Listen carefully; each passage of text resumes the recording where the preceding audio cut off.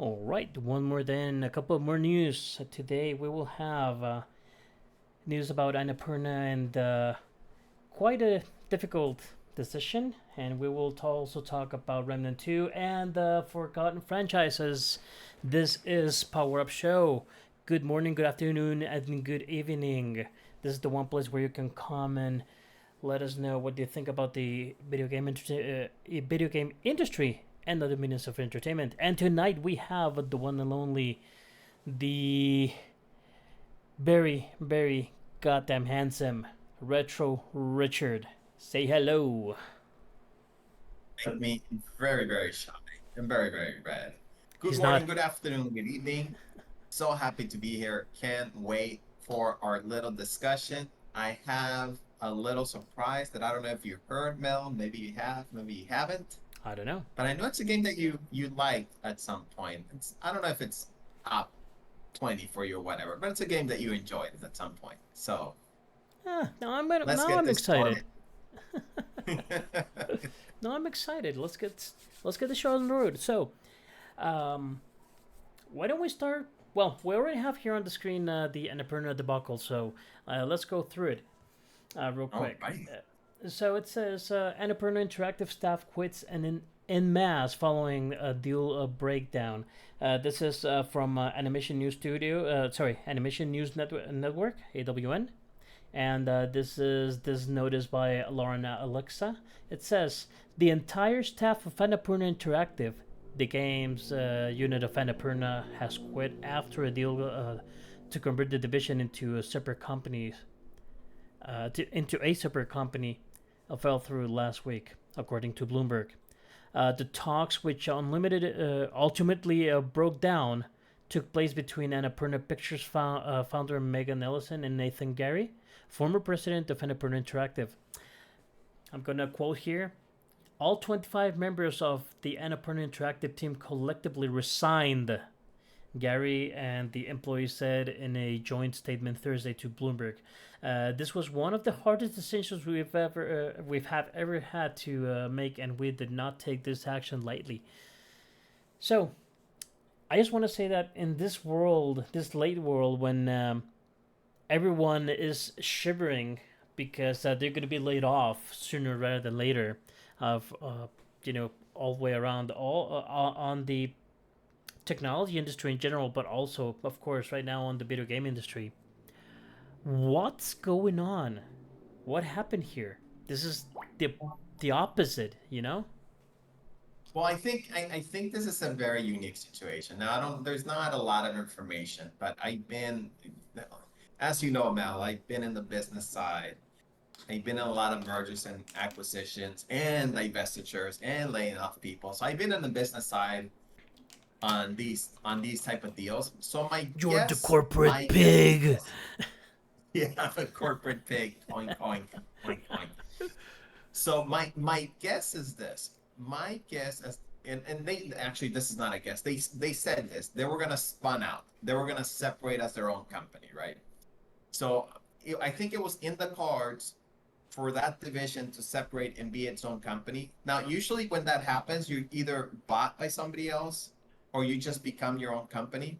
But usually that will trigger some extra bonuses that the executives at those companies and key employees will get, right? If you have actions, if you have restricted stock, if you have any kind of units, very similar to like actors, they get points on shows that they have, and now they get a little bit of the share. They share the wealth or the earnings um, that the show makes.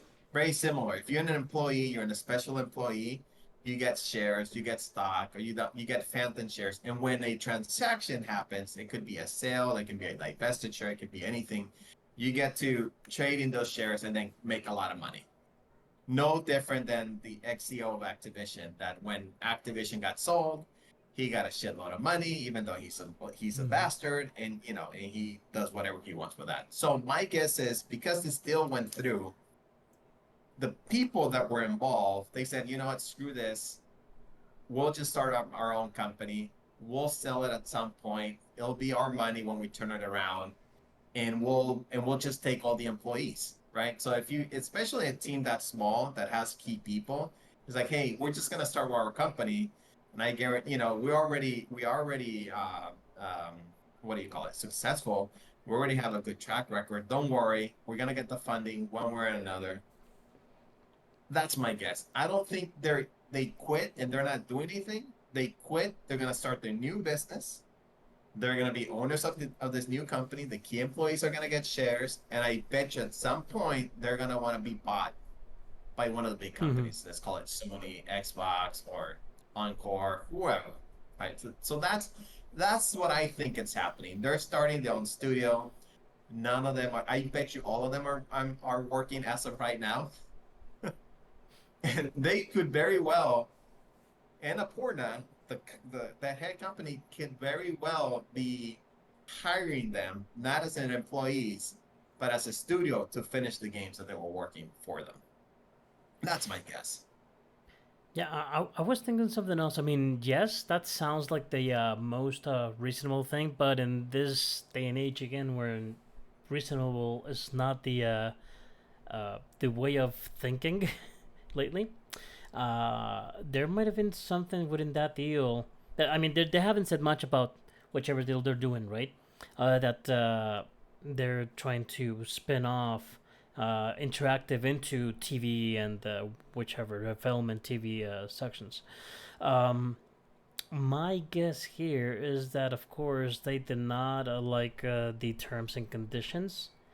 And one of the things, either they said, we don't like this, we are done, or Annapurna was actually pushing for that if they're going to be spun off straight out to TV and film. Maybe they were just pushing to make the deal so bad that they would just quit.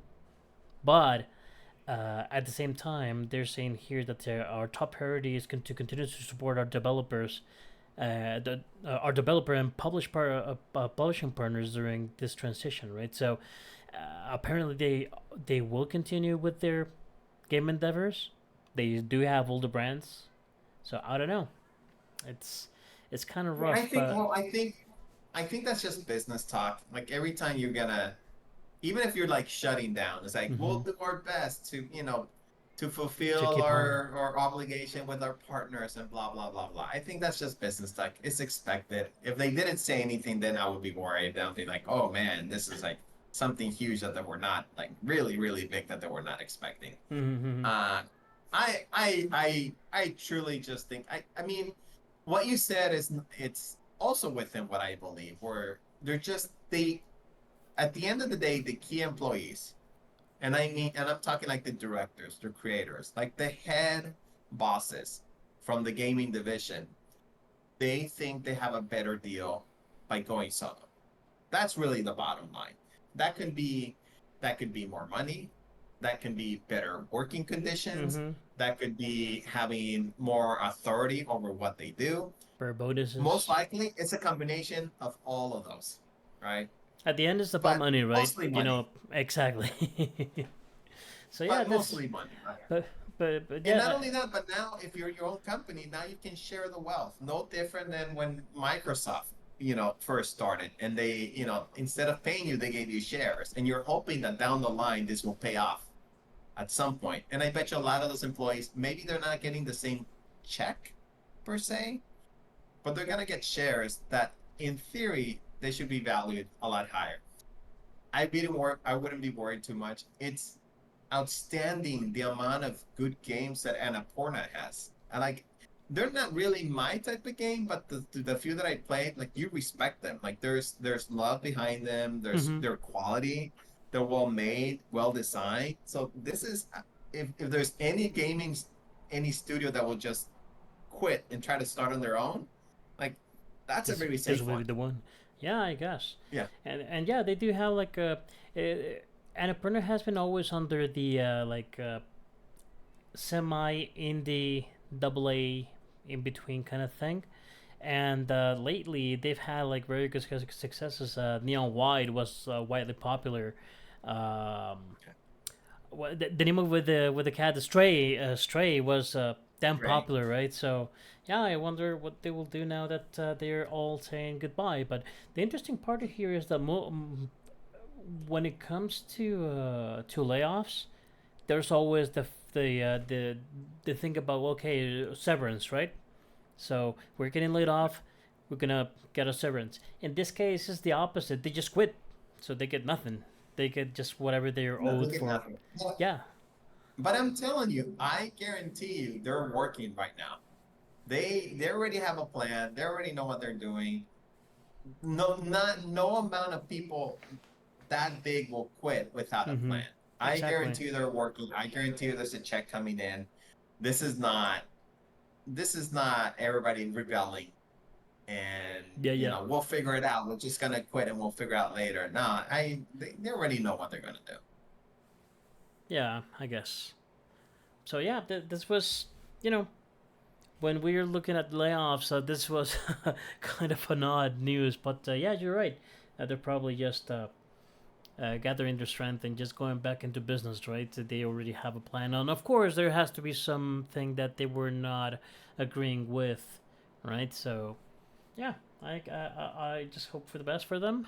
Hope that they're ready to get on rolling and good times. Let's see what they can bring up. In the meantime, let's see what Annapurna will do to hire or rehire, if possible, people to continue with their current projects, right? So that's going to be something interesting to follow, I guess. Yeah, I thought I'm looking at the games. I thought what the Outer Wilds was an Annapurna game, but I Outer don't see it on the Wilds. list. Yeah, yeah, it What I is. thought it was. Yeah. What Remains of Journey. Edith Oh yeah, it is. Finch, So I'm Journey. just gonna Well, name a few. mm-hmm, Flower. What Remains of Edith Finch. mm-hmm. Gone Home, which I really enjoyed. Gone Home. Donut Country, which a lot of people enjoyed. I finished it, but it was whatever. Journey, Telling Lies, Sayonara Wild Hearts, The Unfinished Swan, The The finished one. Pathless, which is a PS5 game. Uh, And I. Moonlight, which you mentioned, Spoken, Storyteller. I mean, there's a lot of games, and a lot of them have been critical success, Mm-hmm. and just the market success, right? So And also on the indie they know what side, which is rather good, and when there's a whole bunch of big companies with AAA games and stuff, they've focused on the smaller but meaningful games, right? So yeah. that also speaks good about them as developers, I think. You know what's funny? Their games, you're right. I don't consider them AAA. They're more double A or whatever you're gonna call it, right? Near indie, But I they will call feel them. yeah, near indie, but they feel AAA because there's Yeah, so much the love quality. and then the quality behind them. They just feel like really high production values, but they're not. So I think they fit a very specific niche, and they'll be fine. They're working, they're getting a paycheck. There's no way around it. I'm Yeah. pretty sure about that. All right. Well, the best to them and the best to us because we are jumping into the next news. Well, it's not news, but we already talked a little bit about this, but you weren't able to see it before because we had some video issues. Now we will be able to see the quick trailer for the last DLC for Remnant 2. And we're also going to see another little extra bit of it. So let's put it in. And first, let me know what you think about it.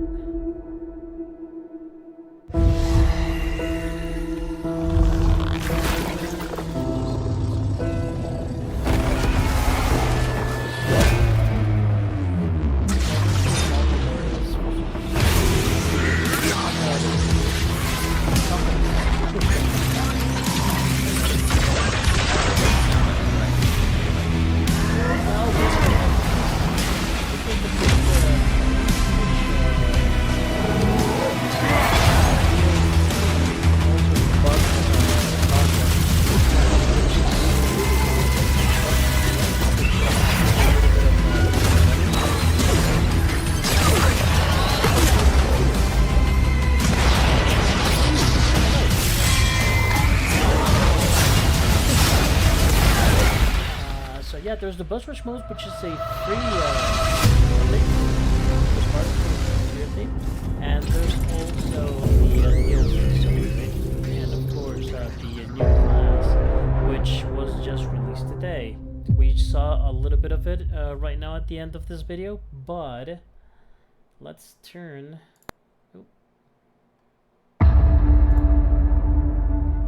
So one thing, do you have? In Remnant 2, bringing the right tool for the job is often the difference between life and death. Do like this hybrid classes, right? This is Tragic from Gunfire Games. Introducing the Warden. When it comes to enhancing any playstyle, the Warden has you covered, literally. They're the master of shields, and their perks are designed around keeping survivors alive. Their prime perk, Dynamic, even allows them to automatically regenerate shield. But we're just getting started. Where the Warden truly shines is through the use of their secret weapon, the drone. Each Warden skill is a unique, fully automated drone that chaperones an ally and provides two functions. The primary function performs its selected routine at the cost of energy. If it runs out, it goes dormant until it's replenished itself. The secondary function is always active, even if the drone doesn't have any energy available. Choosing the right variant is key to a powerful Warden build. Their first option is the shielding drone. While energized, the drone will constantly grant shield to the selected ally until they're at 100%. Passively, it will reduce all incoming damage by a small amount. A great choice for defensive, support, or active shield builds. Their second option is the healing drone. When the drone has energy, it constantly heals an ally until their health is full. Passively, it grants a relic use speed buff. If the goal is to keep yourself or an ally topped off while boosting relic functionality, then the healing drone is perfect. Their third option is the combat drone. Designed to be a constant offensive presence, an energized combat drone attacks any threat with a selected ally. Passively, the combat drone provides a constant speed boost with trilons and melee.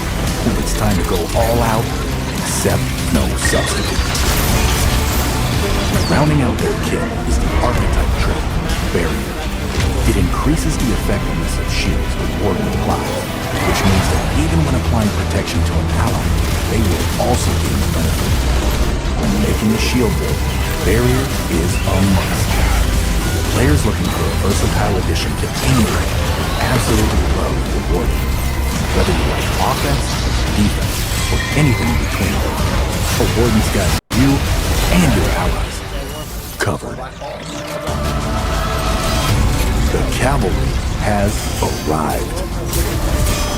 They're very different from each other, and this one is going to be like the biggest one of them all because usually you're just running and gunning all around. In this one, you'll actually have also traversal like in gliders and stuff, kind of like right now the usual is becoming like a Legend of Zelda, the little parachute kind of thing. So you'll be able to do that too. So they're going big and wild for their last DLC. So yeah, it looks Good. looks amazing. It I- looks real I'm good. I'm very happy for the Remnant 2 fans. I mean anything that gives you more content on something that you love, even better. Hmm.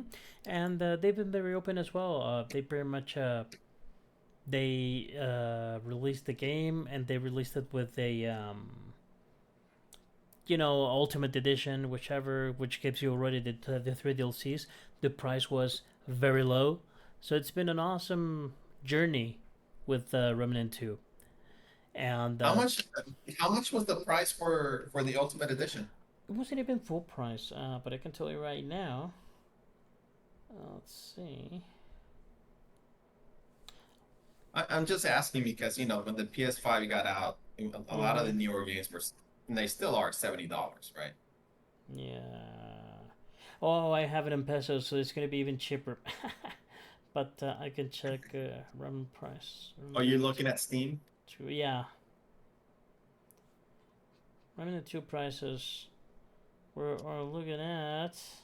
Here we go. Okay, so the standard game was $50. That was $49.99. The deluxe edition was $59.99, and the ultimate was $69.99.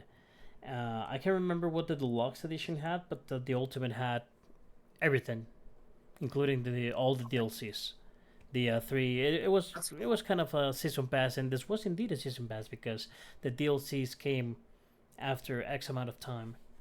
So yeah. Yeah, I got you. Great, awesome. You should be playing this game. You would like it probably. I think so. I'm gonna see. Well, I have Warhammer. No, Warhammer. If I'm gonna play anything, it'll be Warhammer first. Yeah. The one difference about this game against something like Warhammer is very straightforward. This one game has you going all around the worlds, plural, Yeah, trying to find a lot of secrets and stuff like that. The game is infested with riddles and secrets and more secrets and secrets within the secrets. I think I talked about this before. There was a secret so secret that the secret was encoded within the game.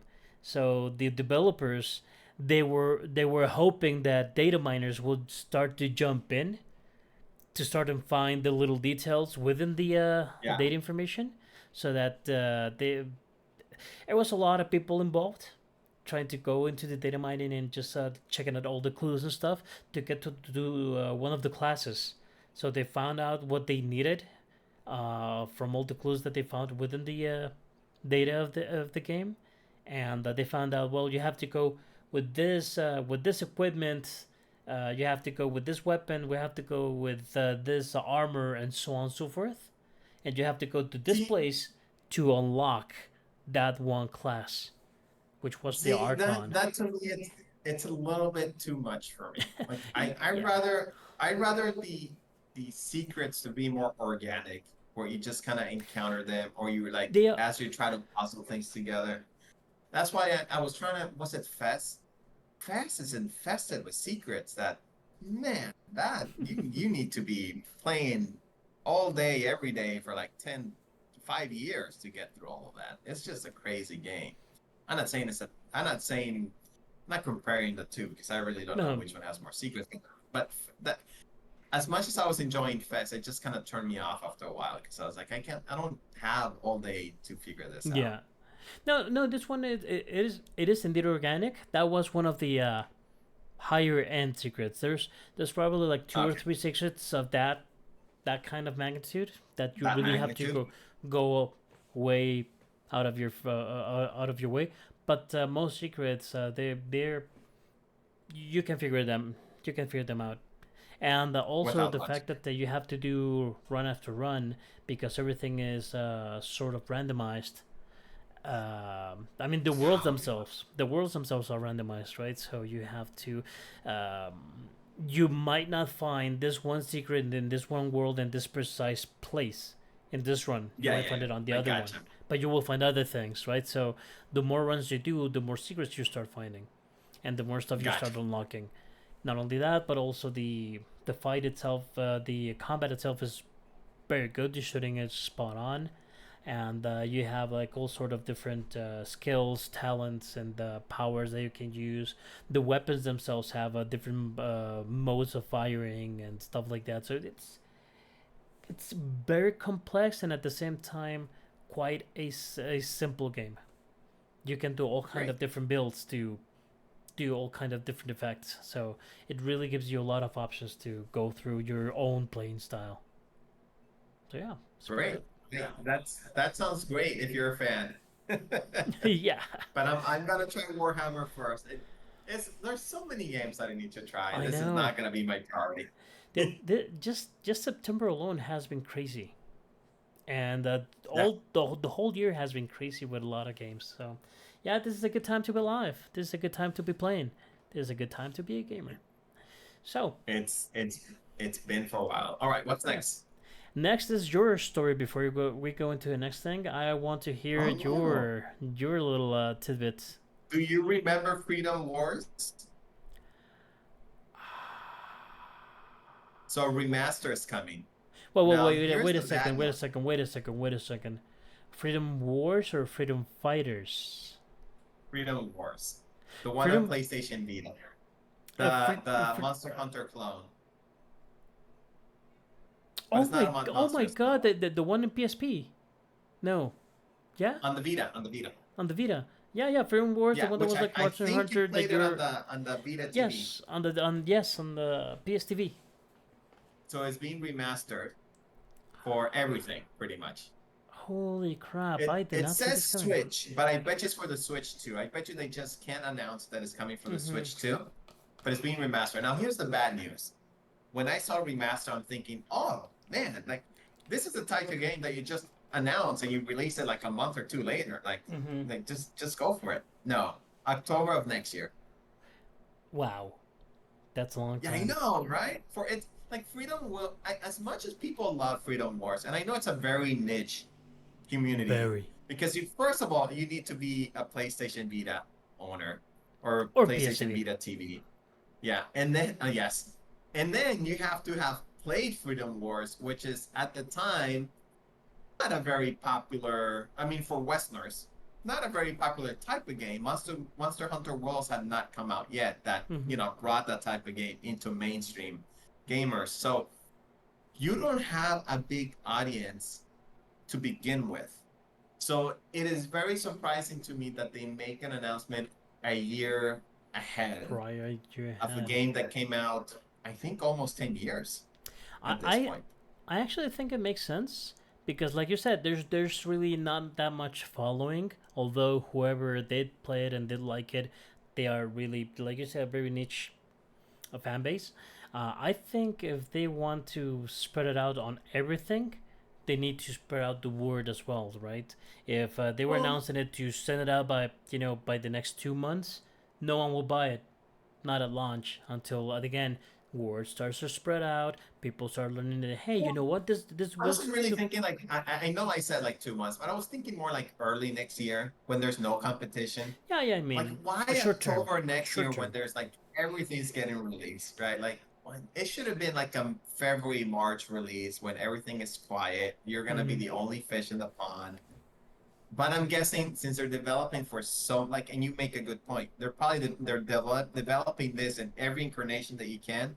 They need the time. I bet you October 25 is not going to be enough. They're going to have some bugs and they're going to be releasing patches because it's Steam, and then it's probably going to be Steam Deck verified out of the gate. Because if you're not, I don't know what the hell you're doing. It's the perfect portable game, and it should be Steam Deck verified. And it has to be Switch 1 and 2, PS5, Xbox, PS5 Pro, and then the two Xboxes. Now, a good question again: is it a remake or a remaster? Remaster. Let's double remaster. Check this. I'm 99% sure it's a remaster. Yeah, because if it's a remaster, we're talking about a PS Vita technology, right? So, other than the fact that it's really hard to program for those kind of things, I don't see a remaster like something that might hit hard. Not at this day and age when there's a lot of graphical improvements, even for the very old games, right? So, time will tell. But remember, I mean, if they do a good job filling out the gaps, because it was on a screen that was probably, I don't know if the Vita was 720 or 480, but it was a small screen at the end of the day, right? Well, I'm gonna tell you, it was 720 on the big screen, if you use the PSTV, so it wasn't that bad at all. I still have it connected. All right. I still have it connected right there. That's the one console I still have connected other than the Switch. So, yeah. Cool. I think, I mean, the style of the game is somewhat cel shaded. I don't remember exactly, but it has that style that should age pretty well. It should age well, yes. If they do like a revamp for 2K or something like that, they should be okay, I guess. Yeah, I think so. I think it should be fine. I hope. It is a game that I'm gonna try. I did try it for a little bit on the Vita, but by the time I got, I started playing it like most people, like you guys have already like, oh, I'm at level whatever, right? Mm-hmm. And I'm here, and it was not part of your daily gaming habit. It was more of, well, if you play, I'll play. And it's like, well, there's so much stuff to play. Yes. And it's the time where where I was. It, it was a time where if you were a member of PlayStation Plus, you were getting like two Vita games every month, and I was just accepting them before I got the Vita. So when I got my Vita, I had like a humongous catalog of games that I just wanted to play through. So, but yeah, this is a game that I would love to play in the Steam Deck. I think if it's, especially if it's crossplay, even if it's not crossplay, just the fact that it's in PC, there's going to be a lot of players in it. So I'm very excited for this. I am getting the trailer right now. Just a second here. Just to see what's going on.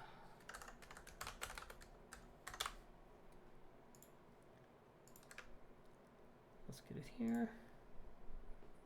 Just 1 second, just so that I can add it to the system, and we'll look it together. So, anyways, in the meantime, I'll tell you what I've been playing.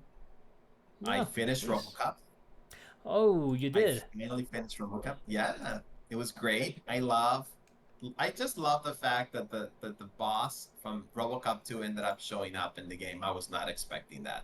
I was like, oh my god, yes, I forgot all about it, and then I see it when they're making a presentation, and then you get to fight it. It was definitely a highlight, just because I had forgotten about it, but still, it's a great enemy. And I haven't gotten that far, but I don't care. You know, in this case, for oh, I thought you had finished it. No, I haven't, but no worries. So we're talking about Kane as the last boss, right?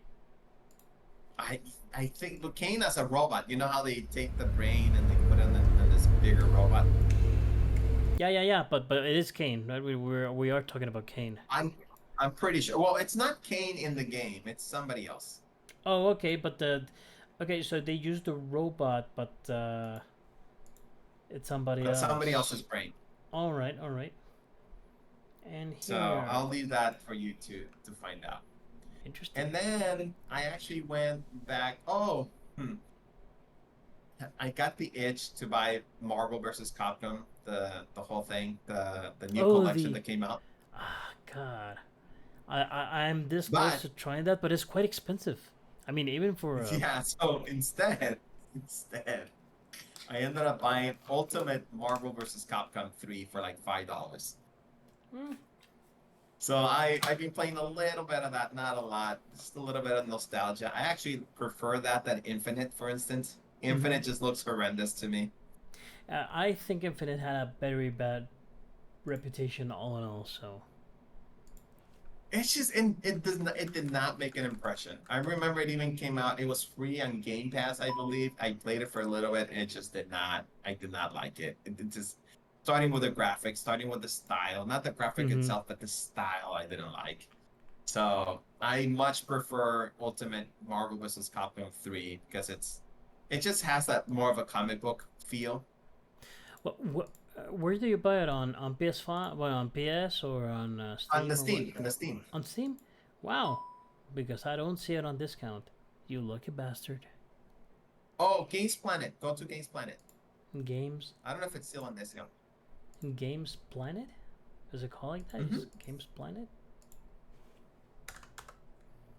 Go for it. Look for it right now. I just bought it like on Saturday. Oh, you know what? It might be gone. Aw.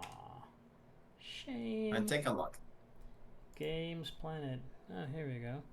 Well, there is the Fighting Collection for $44.99, a little bit cheaper, but still. So if we look for Marvel Ultimate versus Capcom, and it's Infinite. Oh my God, no. Ultimate Marvel versus Capcom, $5. All right, I'll give it a shot. We can do. You never played it? No, yes, I did play it, but on PS. Was it 3? No, on the 360. It's a 360 game. No, I think I played on the not the Ultimate. I played the before it was Ultimate in itself. Well, it was a 360 release. Was it? So PS3 because PS3. PS3. You probably played the PS3. Yes. So yeah. $5. That's pretty damn cheap. That's that cheap. I'll get it, and we can do all the play online. Yes. I'll be honest. I mean, I used to play a lot of the ones on the collection, but I never really got into Marvel vs. Capcom 3. I Gotcha. understand it's way too fast and hectic, and there's a whole bunch of stuff going on at the same time on the screen. So I never really Yeah, got into it. But hey, I'll for $5, I'll give it a shot again. $5, you can't go wrong. Yes, And that exactly. that way, it took that itch away from Mm-hmm. me from getting the 40 $50 collection. Yes, which is quite expensive for old games. Even if they're Yes. good games and they're just ports, there's. I mean, I understand they always put like the net code and stuff like that, which is always good, but it's still too much right now, even for a full-on collection. Because let's be honest, all of those games you'll probably play them once, just do like Yeah. like an arcade run, and you'll end up on the last one that came for that generation, right? Yeah, So, and that's part of the reason that I was like, I'll just wait for a discount because I know yep, I'll end up playing one or two max out of the whole collection, right? exactly. So that's fine. And then the other game that I started playing was Doom 1 and 2. I think it's called the Ultimate Package or Mm-hmm. whatnot, which they kind of released a couple of weeks ago. Are they the So I original had bought, ones, Pixel and stuff? huh? Are they the The original original ones? PC ones. Oh, Yeah, the okay, original ones. interesting. Yeah. I've had an itch to replay, and I have played it quite some many times actually. Doom 3. Doom 3, I liked it a Oh, lot. yeah. That was more like a survival horror rather than just Doom, and I kind of like that side of it. Yeah, that's really that. Yeah, I have not played it in a while. I think I played it for a little bit a long time ago. Maybe not. Maybe I'm misremembering. But I'll be honest. I never played the ones on PC. So this is my first time playing Doom. The PC versions, the Uh old huh. school 90 from 94, 96, whatever the year is. Uh huh. And they're good. They held up really well. I just finished one that was really good, and I started one of their DLCs or whatever expansions. Because one is really it was really vaporware, right? It was just like 8 levels. Wait a second, I didn't even know were there actually like DLCs for that. I don't know if they were DLCs, but Expansions, expansions or whatever expansions. expansions, whatever they were called. They were not Wow. DLCs, expansions. Uh, and because the first Doom, I think I finished it like in an hour and a half, two maybe at most. Mm, It's really short. that's fast. And also, It's I would like to play a remaster, not well, a remake, maybe of a Quake. remake, yes. A remake of I Quake mean, would they be made awesome. remaster. If you play it right now, it looks amazing. Actually, you know which was the best version? That is actually very interesting. Doom VR or Okay. mother, what's it called? It was fucking VR, VFR, virtual fucking reality, VFR. That's what it was called. All Doom right. VFR, virtual fucking reality. It had the original Doom as an as an extra, I think there was an arcade or something Mm-hmm. somewhere around that you can go in and you play the original Doom in VR. That was nuts. That was crazy. All That was right. pretty cool. And when I mean VR, like you're actually carrying a gun, not Mm-hmm. with a controller. Like you have a gun and you can move Okay. Yeah. the aim controller, I think it's called. Wow. That was pretty sick. Nice. So I had played, and let me qualify that. I had played the original Doom a little bit through VR in the PS4, on the PS4. I just can't imagine it. Yeah. Like I'm looking at all this VR pixels. Yes, but that's what's so cool, man. Like you're living in this like virtual pixel world. It is really very cool. Very nice touch, I should say. So yeah, that's been a weird week for me. I went from RoboCop to Ultimate Marvel vs. Capcom 3 to Doom And now you're 1. pulling me into it. Thank you. For me, it's But you been. know what's funny? Mm-hmm. I it's so they just um it software what they did, they bundled Doom 1 and 2 Mm-hmm. and they remastered or whatever you want to call it. They made it even nicer for today's standards. and I had only bought Doom 1, but because they bundled them, I got Doom 2 for free. And No, all the expansions and all that stuff. So it's that happens more often than not, especially on Steam. Sometimes they do just this recollection bundles of older games and stuff like that, and if they stuff them into one single bundle and you have one or a few of those games, you'll probably get the whole thing up front. I remember that happening. I can't think on top of my head. I do remember games that they did like remasters and stuff like that, and instead of reselling them, they just gave them to you for free if you already had the original. Like Darksiders, the first one, they did the remasters for the one and the for 1 and 2, and we just got them, they right. bundled them. Yeah, but Yeah.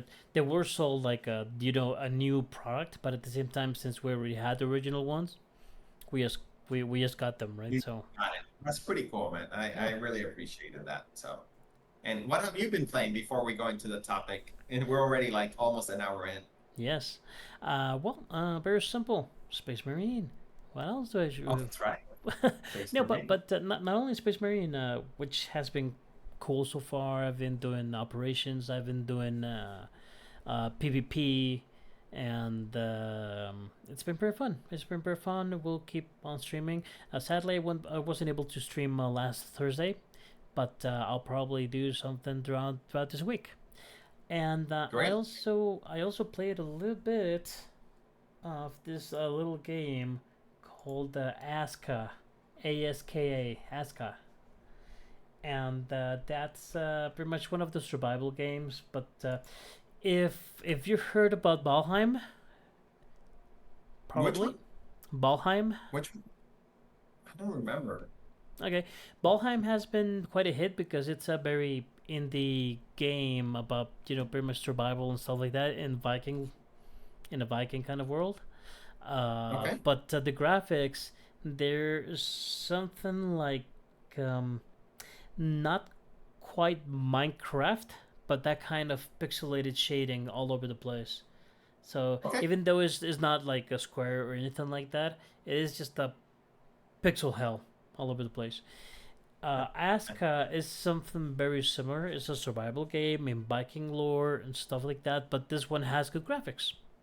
It looks nice. It plays nice, and the one thing that this one has against other survival games, except for Pal World, is the fact that you can, uh, yeah, you can get a your village. You can get people to live in your village, and of course you put them to work because what else are you gonna do, right? Hey, hey, every great society was built on slaves. Exactly. Whoa! They're not slaves. They're working together for a singular Oh, goal. I'm sorry. I'm sorry. But you give them food and shelter. Yes, of course. In fact, you do because you have to build Yes. their shelters. Yeah. When you get a new townsfolk, you can look at the list of the people and it will say this guy homeless unless you build a shelter and then you assign him to that shelter and it will say okay now he has a shelter. So yeah, Great, great. But they're they're not not slaves. they're not slaves. No, they'll just work for a common goal, which is survival. Just like Pokemon is not animal cruelty. Of course not. They they they live quietly in a little sphere. Okay, yeah. So there's a little bit of animal cruelty. And they love to fight each other. Oh yeah, no, they love to fight them, which is very different. Yeah, they like to fight them. Yeah, it's They like to fight like them. pit bull fights. Yeah, and I also played a the beta for New World Aeternum. Oh, I've read Aeternum. about that. Yes. How is it? Yeah, that's an MMORPG by Yeah. Amazon Studios, and now they're going to be launching it to consoles, right? So it's going to go to Xbox, it's going to go to PS5. So they did a little beta to try and see how that works, right? The crossplay and everything, and so far so good. I played the original iteration. Yeah. I It remember was that.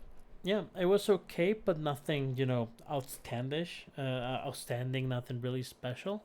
And of course, it was mouse and keyboard. While the gameplay kind of felt like, this would be good on a controller. Well, now it is. So now you can play it on a Right. controller. Feels quite nice. Depending on the weapon, some attacks might feel a little bit floaty. It's the nature of MMORPGs. But Can I ask you something? And mhm, it's not related to New World, but when you sure. said New World, I remembered something, and I want to know what happened because I lost track. You remember Ark, the survival game with Yes. dinosaurs? Mm-hmm. Remember they announced Ark 2? Yes. Do you remember who was supposed to be the star of Ark 2? Vin Diesel, yes. So what happened? Did that actually come out with Vin Diesel, or I don't remember this. So far, only the anime came out. That came out in Paramount. There's an animation about it. It's as wild as you can expect it to be because dinosaurs and stuff. But Yeah. no, the I don't remember if it's called two per se or if it's just a arc something else, right? But no, it, Okay. it Yeah, hasn't come maybe. out yet. What they did do Wow. is there was arc and then there was arc evolved, which was again we're turning from Unreal 4 to Unreal 5 and everything in between, right? So everything that they Yeah. did to transform the game from one engine into another Yeah. altogether, Yeah. Yeah. and that's about it. But no, the one with Vin Diesel is not out yet.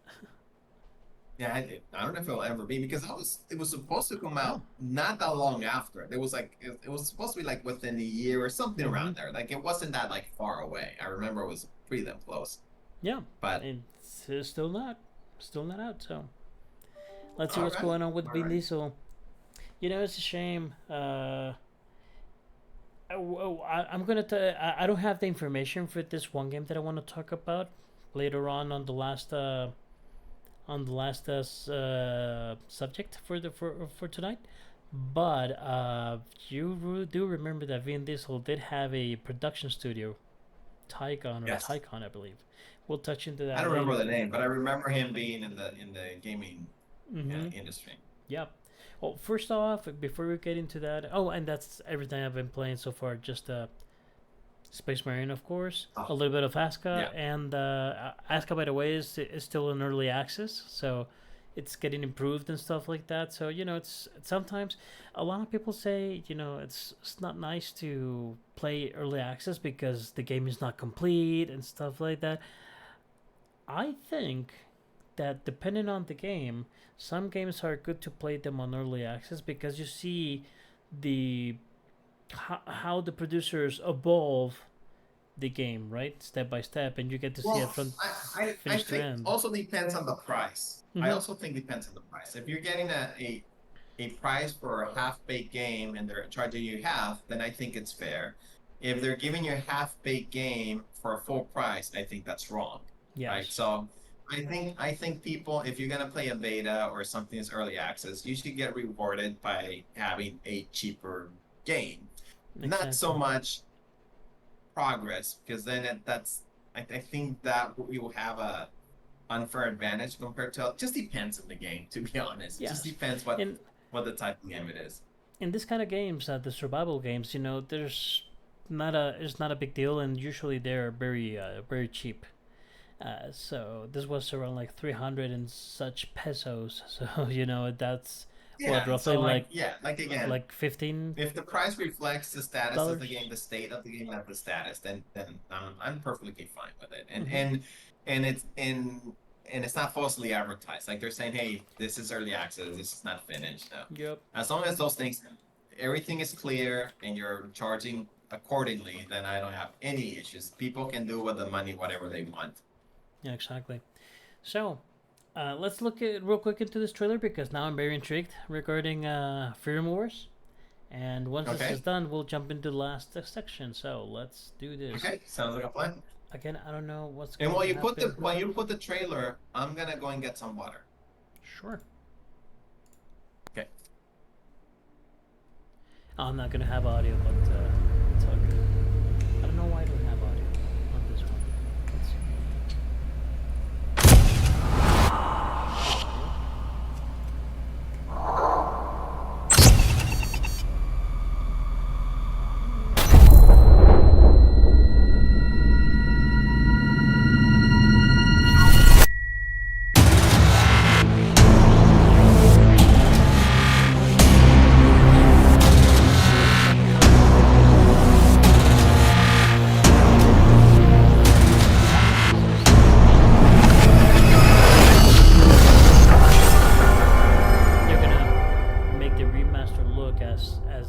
We expect your editing contribution for the future of our panopticon, as long as you live. That sucks. I'll still wait for it. For sure. I'll wait for it. Alright.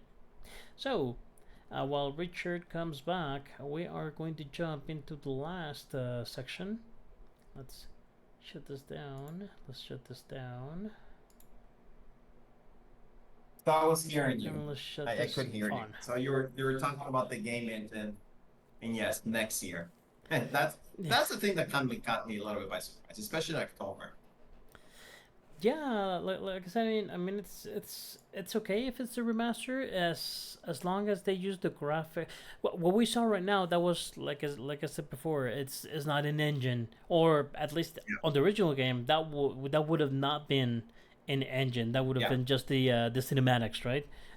Pure CGI. If they use that, like that pure CGI look, as the actual engine, that would be wild. That would be very good. Yeah, that would be amazing. Because I would agree. because it's not really a remake. However, the remaster would be a really good one. So I would definitely play that. Well, where am I kidding? I'm going to play that regardless. You know, I'm gonna have to. You know. And again, the way different studios use the word remake and remaster is very different. I mean, you could, like, for instance, remake for Capcom is really starting kind of from scratch. You're just kind of using the plot and the overall game plan as your guide, right? Yes. Where other studios, if they're using a new engine, but it's the same exact game, they will call that a remake, for instance. Yeah, Right, which so- kind of sucks. I've always figured that a remake is something that they work from scratch and they say, okay, how are we going to bring it to the new world, right, with new technology and stuff like that. Like you see a Final Fantasy VII, heck yes, it has to be a remake, right? That one, yes. But if a remaster is just putting, you know, boosting the resolution and just putting a little bit of shaders and put in a little bit of I don't know, texture cleanup, you know, that for me is a remaster. That's Just a remaster. use the exact same game, the exact same engine, everything as Well- it was, just retouch it a little bit and put it out on the new console. You played the original Resident Evil, right? Resident Evil 1. Yes, of course. Have you played the remaster Resident Evil 1? The one that originally came on the GameCube and now it's everywhere. Oh yes. Of course. That was a very good remake in reality. That's a remake, right? But isn't the exact same game, just with... No, it's not. I mean, It's not? Not I didn't really. play the original one. I can't opine. yeah, no, it's not. It's a little bit different. It does play quite different from the original one. So Okay. yeah, it's that's really a remake. However, let's say like Metal Gear Solid, when Twin Snakes came about, that Delta? no. When Twin Snakes for GameCube came out, that was really a remake. That was a remake, yeah. Yeah, because even though the game played sort of similar, it did have a lot of new things, and all the cinematics were redone from scratch, and there was a lot going on for it, right? So yeah, that I would consider Even that. the gameplay style was a little bit different. Yeah, the gameplay was quite different. So yeah. So speaking of remakes and remasters and remakes of the remasters and all that stuff, that cute little stuff going on. First off, we are going to talk about something new. I mean, news are all nice, but we also want to talk about fun stuff. So tonight, we are going to be talking about a couple of forgotten games and franchises. Stuff that is not necessarily forgotten, but on the actual game inside, they are. The first one that we have here on the screen is, of course, a Splinter Cell. Stealth action redefined. Splinter Cell. I mean, God, so good memories. And a lot of games came out of this one particular franchise, which is good and I appreciate. However, since Blacklist, and that was quite a while ago, what is it, like probably 10 years ago for Blacklist? There's a Blacklist? Yeah, No, Blacklist. Blacklist was Blacklist the last? Really? Yes, No, yes. Blacklist was the last one. no. What about the dude? Now I'm misremembering. So they went back to the original game style after they went the 24 hours style. Yes and no. They reinstate Sam Fisher, and they use the same gameplay from Oh Conviction, no, you're which right. Okay, you know Mhm. what? I was confusing Chaos Theory, which is the third one. The third one, Okay, I was yes. thinking Blacklist is Chaos Theory, but it's not. It's actually Blacklist. You're right. Okay, yes, Hmm. yes, yes, yes. You're right. Blacklist is the very last one. Sorry. Yes. Why No, would I doubt you, Mel? but and you could, because I wasn't sure myself. Once you said it, I was like, oh my god, he might be right. But no, no, no, I'm not right. I am right in And you can this time play that around. one co-op, by the way. Blacklist, you But can play co-op. I, yes, you can. You can. Well, Yeah, you it can was play amazing. you can play co-op since Conviction. There was already a co-op, but Okay, yeah, okay. since I don't Conviction. remember the which was the one after Conviction. Oh no, that is the one that went 24 hours. Yes, yeah, that's But a 24 it's hours. Chaos Theory, then Double Agent. That came out on the original Xbox in the Mm-hmm. 360. It was one of those transition, which I think they're not actually that similar. No, And then it was Conviction, and then it was Blacklist, right? after Conviction, yeah, I believe it's Blacklist, and even then it took a while before in between Conviction and Blacklist. But as of Yeah, I Blacklist, mean, but what we were used to back then, that it seemed we would get a game every 2 years. Yes, it took exactly. a while, but it was still within the same generation. They still came out in the 360.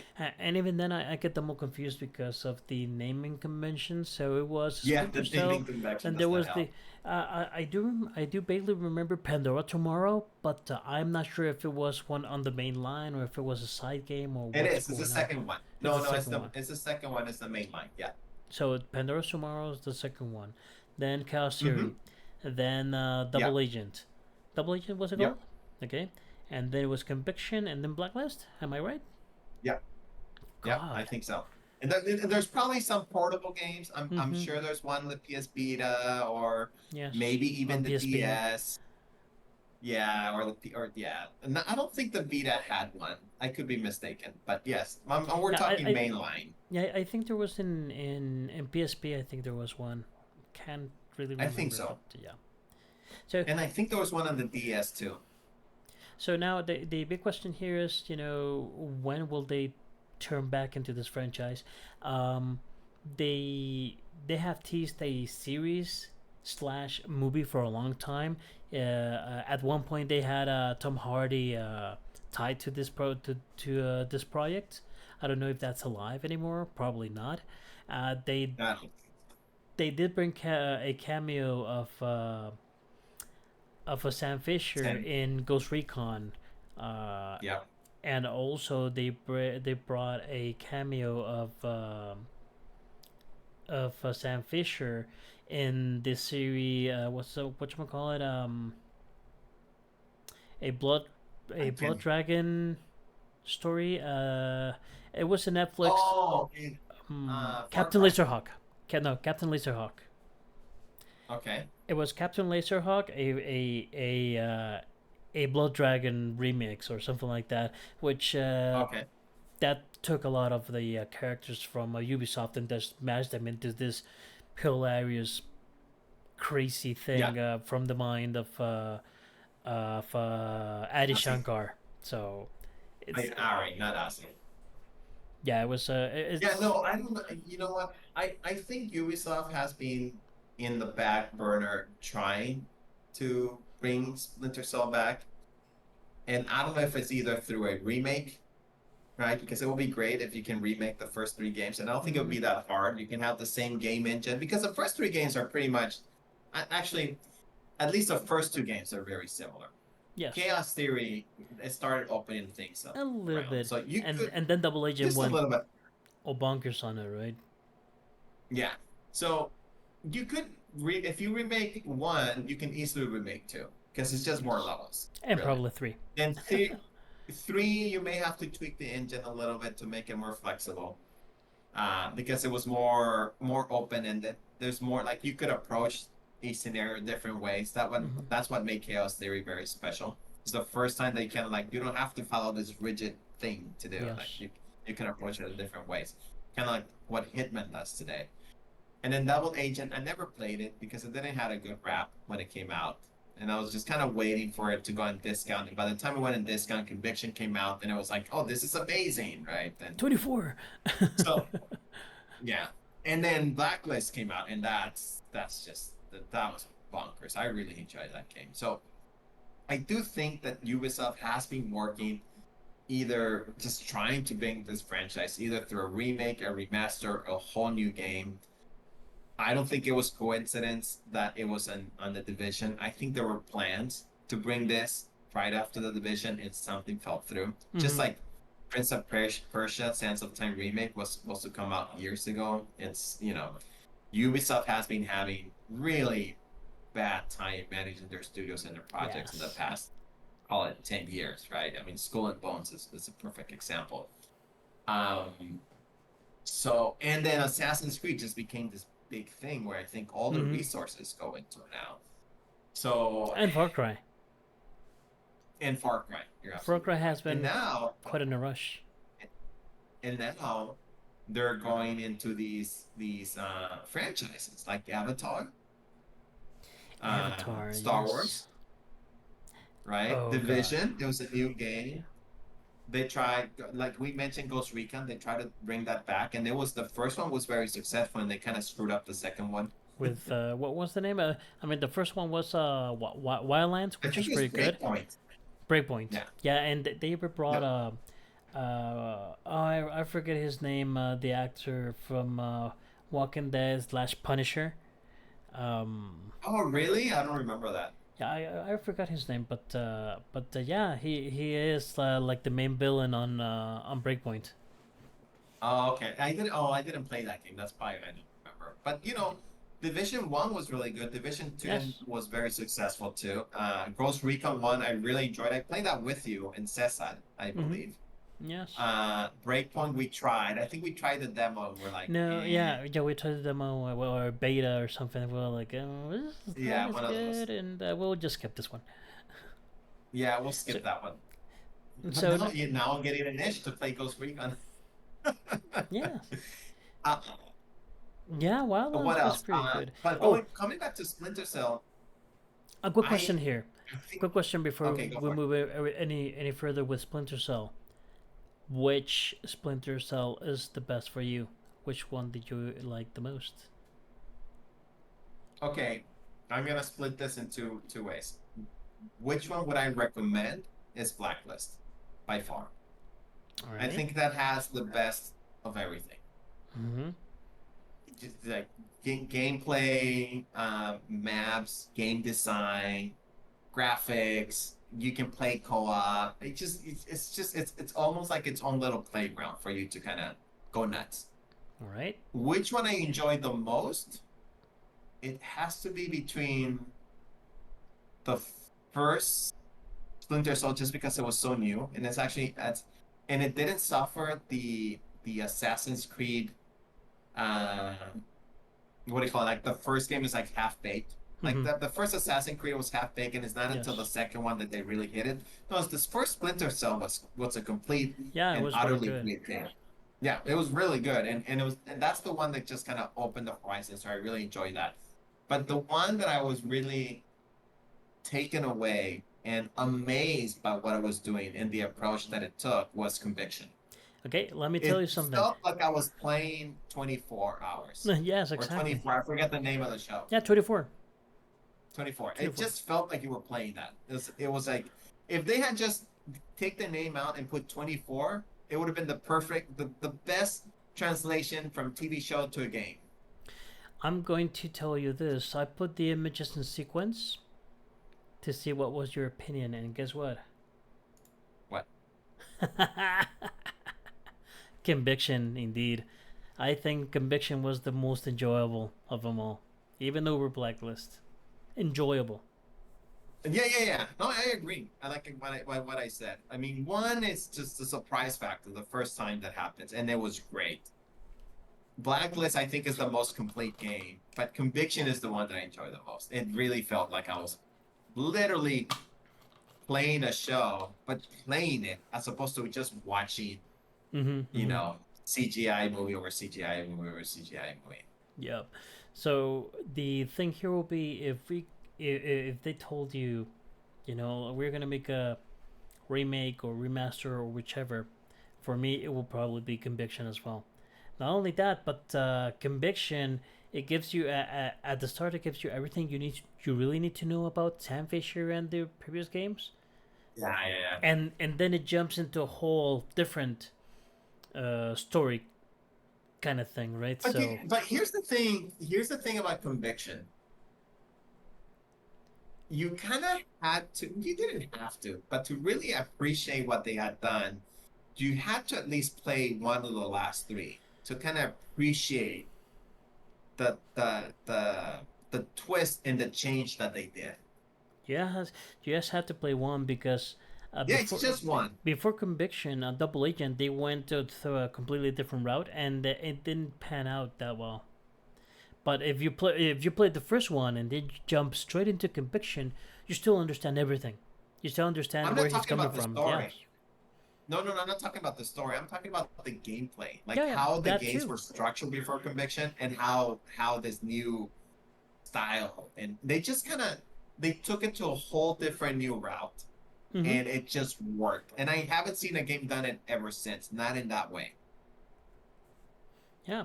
So it was a complete change, game changer, mind you, and it was a great one. So yeah, this is one franchise I would really like to get back into, and hopefully whatever they do, uh, it has to be something that surpasses whatever is out there right now. But the one thing But is what's that out there? It's gonna be Metal Gear 3 oh Delta. no, I mean between Splinter Cells, not Oh, okay. not the market, but between Splinter Cells, it has to be something that surpasses. The one simple thing here that might be already waiting, and that happened with Blacklist, is that hey, Sam Fisher is getting old, or so what are they gonna do, old man Sam, or what's gonna happen, or are they just gonna say, hey, you know what, let's let's not go into that kind of thing, and let's just go and do a remake, a remaster, and just keep the IP fresh until we have to go again and do a real restart or reset of the story, right? I think if they were to make a new game, it'll just be a reset. You start from scratch, even with a different voice actor. I mean, he was already old. Mm-hmm. They Michael they Ironside, I by think the way. it was in Conviction that they replaced him. Did And they? and I told this story before. I think it was Conviction. And I told this story before, so forgive me for those who haven't heard this before. But people went nuts in Ubisoft, just like when they replaced the voice actor in Metal Gear. I Oh forget his yeah, name. He's very David Hayter. um, David Hayter, yes. When they replaced the voice of Sam Fisher in Conviction, people went nuts on Ubisoft. But it wasn't Ubisoft's fault. What happened was the actor had cancer and he couldn't do the work. And he asked Ubisoft not to tell the world that he had cancer, Of right? Not course. to make a big deal out of it. So Ubisoft just took the heat, and unfortunately, fortunately for them, it didn't hurt the game. Conviction did really well. But when Blacklist came back, he was healthy and he came back as the Mm-hmm. voice. And I think that's when the story started coming out that he was never fired. He was sick and he just couldn't do the job. But Ubisoft took a lot of heat. I remember Yeah. from gamers. I mean, coming from Ubisoft, I would say that was a class act. Because Yeah, you don't expect much. You don't really expect much from these big companies, right? Like Ubisoft, EA, and Activision. So taking the heat for this one, I think that was pretty darn good for the producers. So here's to them. So yeah. let's jump into the second Next one. one. Next one. This one is an old story, but again, people is going to. Oh no, this is not the one that I was going to talk about. But Legacy of Kain series. There has been a lot of rumors regarding a possible remake for Soul River 1 and 2. Because we talked about this earlier. There Yeah. was the Comic Con, and they put the statues of Raziel and Kane, and there was this little letter that said something like Legacy of Kane remake or remaster, some such like that. So everyone went wild, and then they launched also a Kickstarter to bring in comics.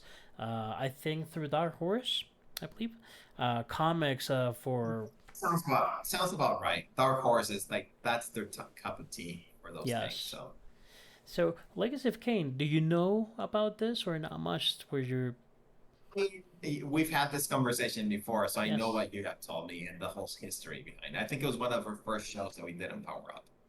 Oh yeah, that's probably true. So yeah, this is one game that came on PSX, and it had great writing. I probably said this before, but this is by far for me the best story written for any video game ever. So that's saying something. It had like spin-offs, but not really. There was Blood Omen Legacy of Kain. Then there was a Soul River 2. Then they went back into trying to get into Blood Omen with Blood Omen 2, which was a completely different team, a completely different kind of game, not all that successful. And then they went back into the Kane Raziel thing, and they went to Legacy of Kain Defiance, and that was that, right? So this one is the one game that I would like to see anew, that I would like to see continue even, because the world had a lot to give for story wise. Of course, we will need brand new engine, brand new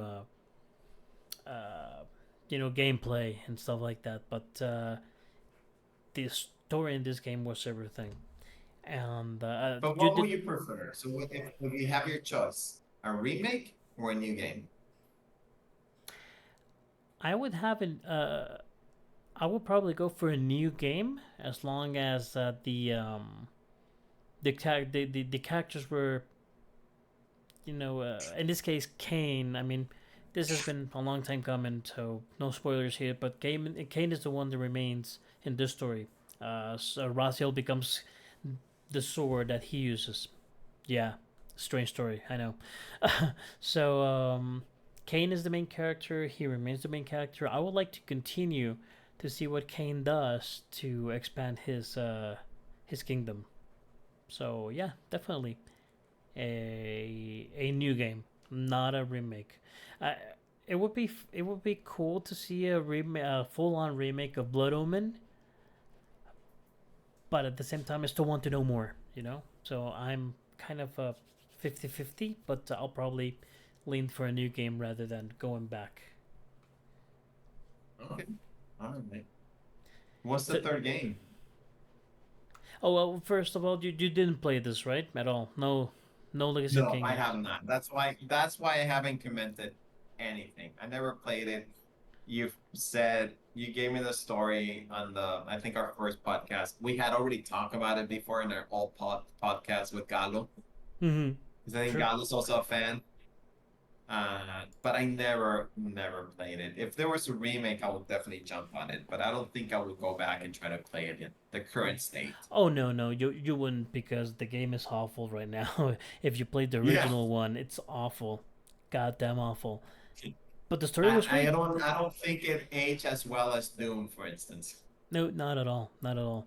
It has this isometric look, and your actions are very stiff, and you just walk around. And then because it was on a really small ratio, like a four by what was it, four by whatever, um, Four whenever by you three.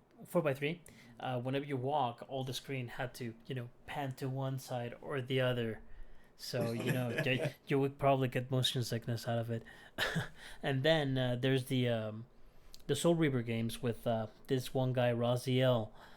Uh, those were a lot better. They were 3D already, And this is one of the first games that actually used the PSX to its maximum, in the sense Oh, really? that it would just do a single load at the beginning of the Oh, game. wow. Quite extensive load. Wow. Quite extensive load, but after that, the game is completely load, and you wouldn't have any stutters or anything like that. So you just go straight forward. So yeah, that was For all good those with new gamers that the thing. complain about their games taking a while to load, Mm-hmm. dude, the Oh, PSX they times, it will be minutes. yes. Minutes. No, I remember playing King of Fighters, '96. God, it would be Uh-huh. like 30 seconds just to load one character.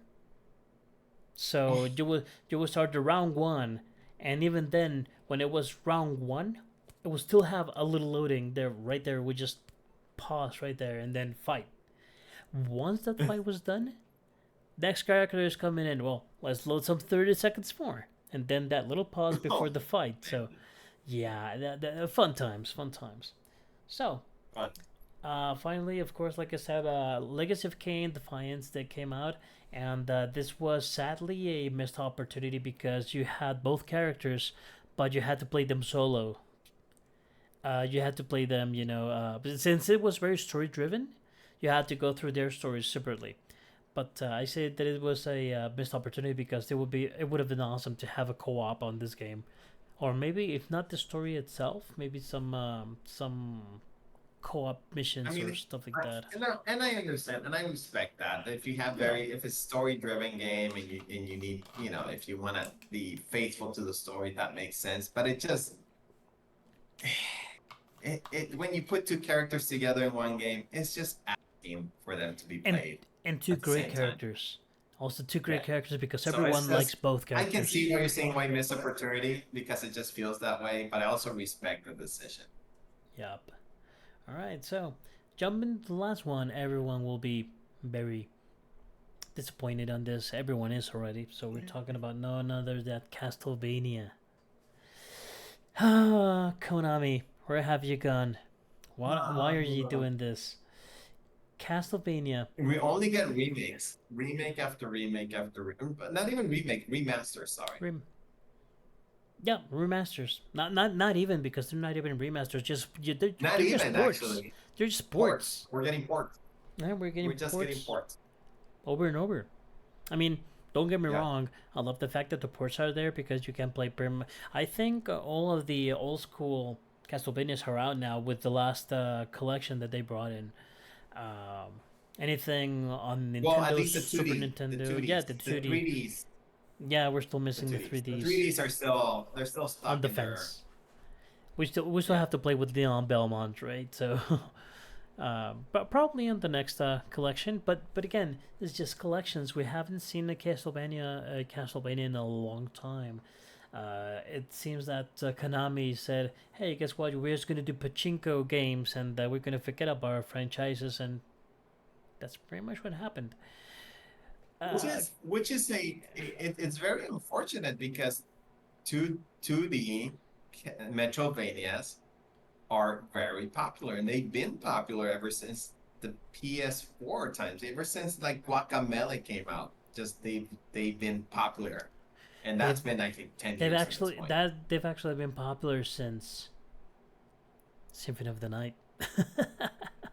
No, but I mean, PSX. you're right, but they were really popular. And then when 3D was all the rage, 2D gaming was seen as like, why will you play 2Ds? Why are you going back?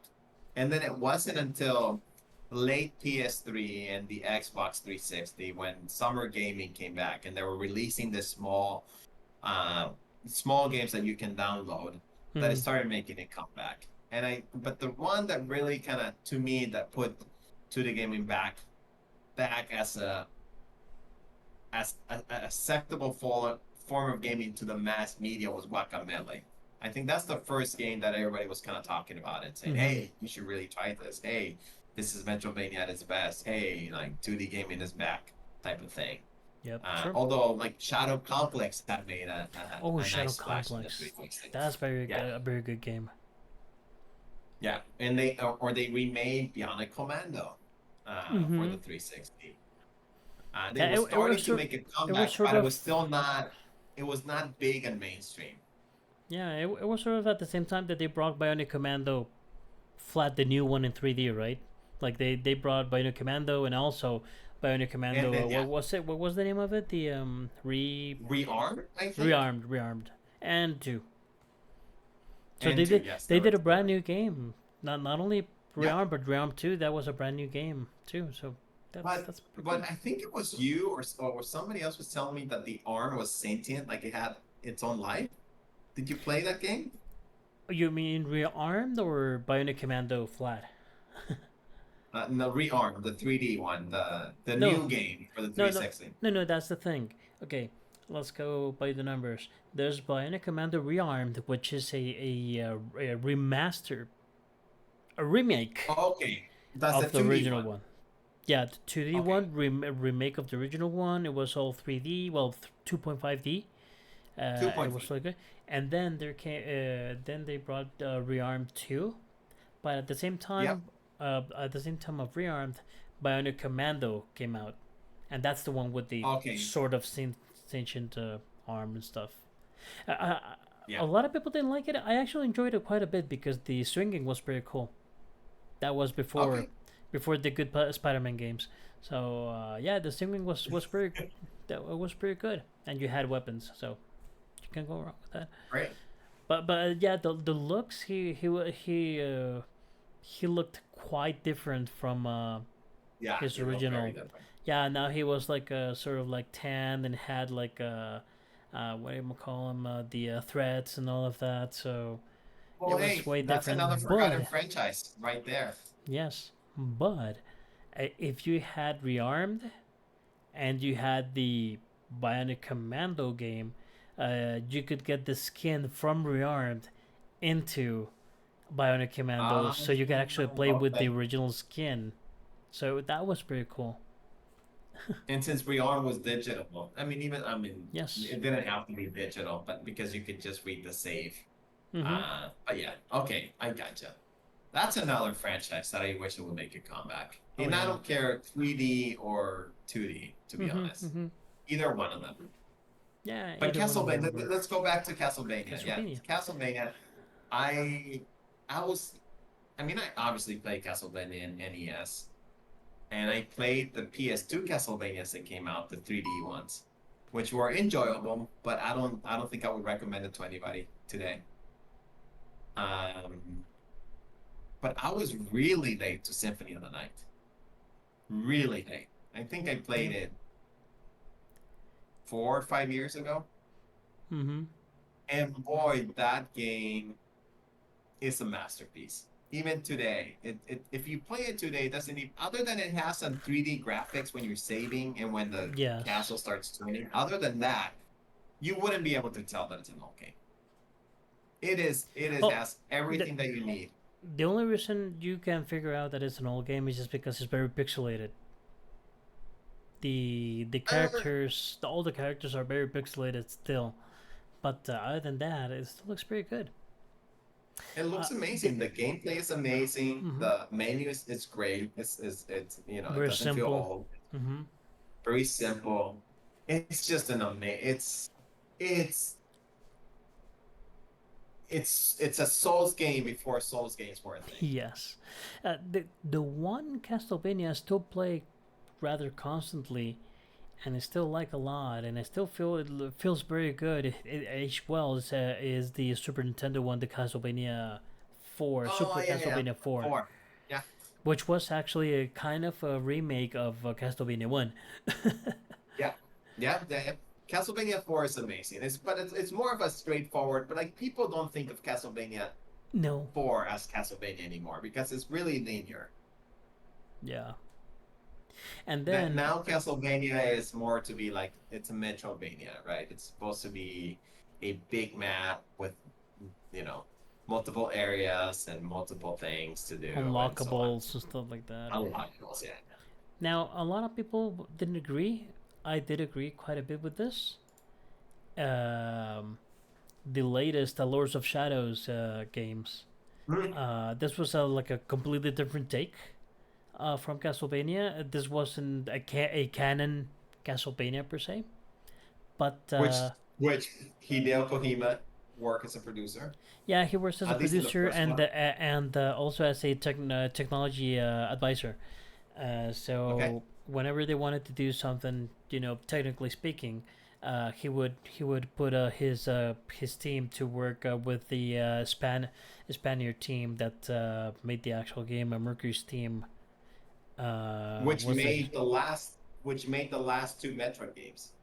which made the last two Metroid games, Dread and what The you call remake on yes, Metroid 2 Samus Return, mm-hmm. I think. The Samus remake that Return. came out of the 3DS.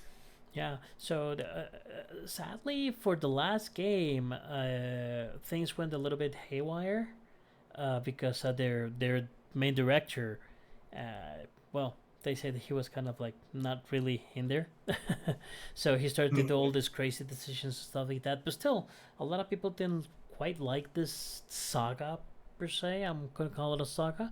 I loved it. I loved the first one. I loved the one that was like a 2.5D a game, which Oh was yeah, a Mirror's Fate, I think.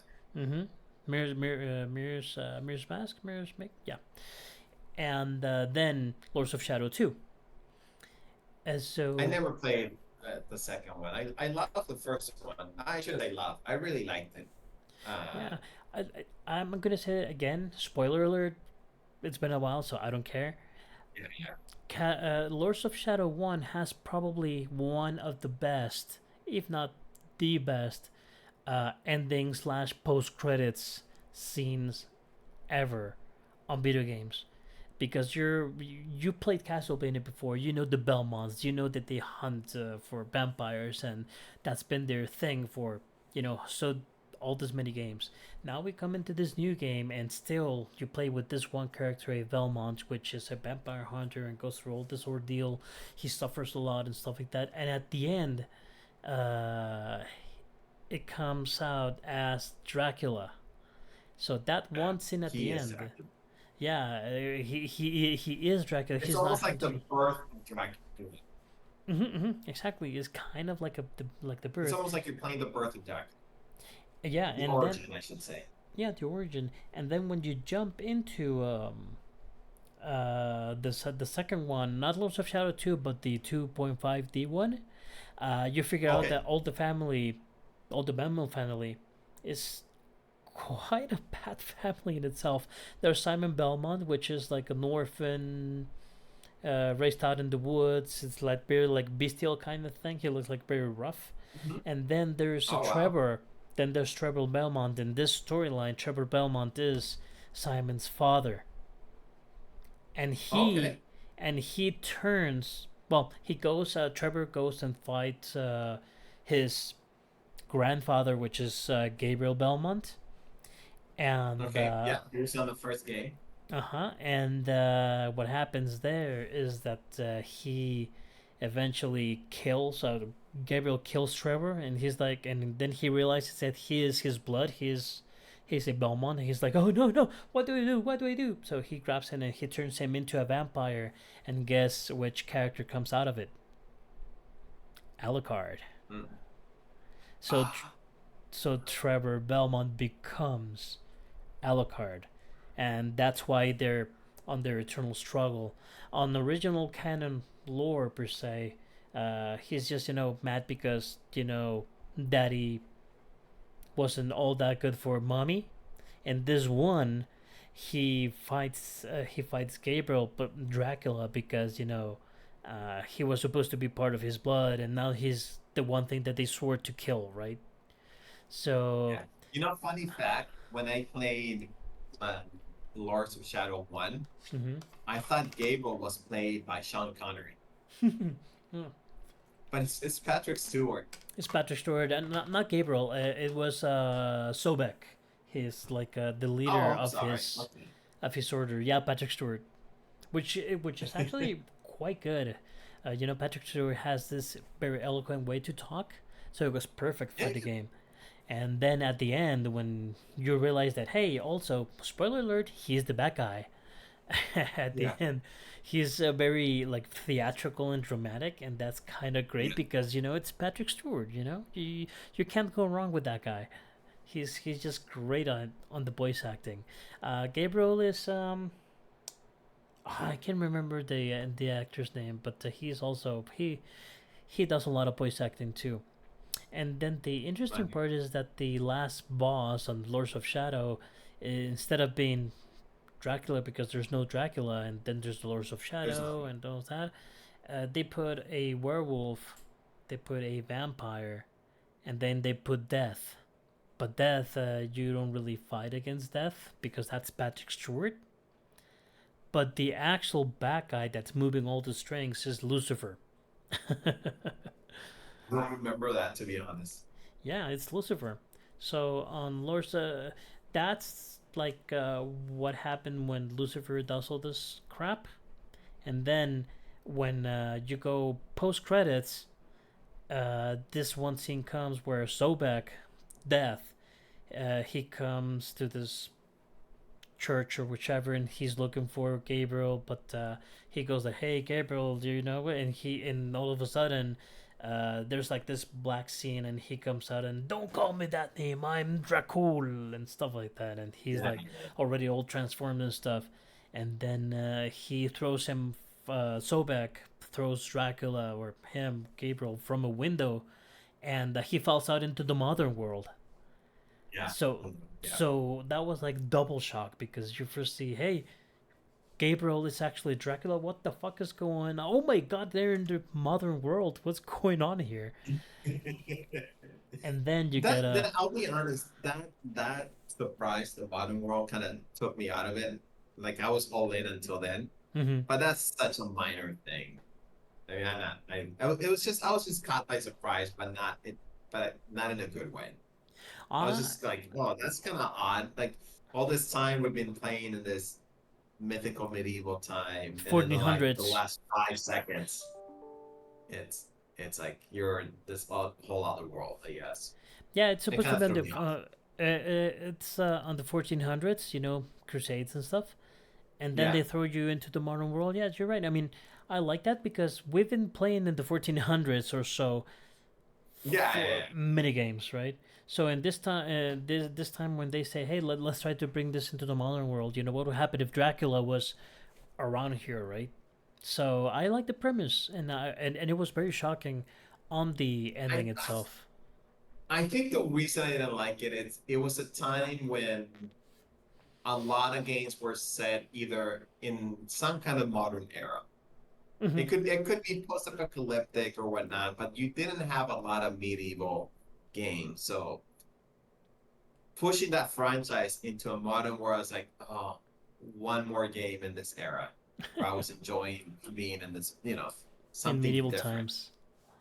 Yeah, like right now, well, not, there's more games with medieval times actually now. I mean, you have The Witcher, and you have, yeah, and yeah, what's the Capcom game that just came out? It's all Souls games.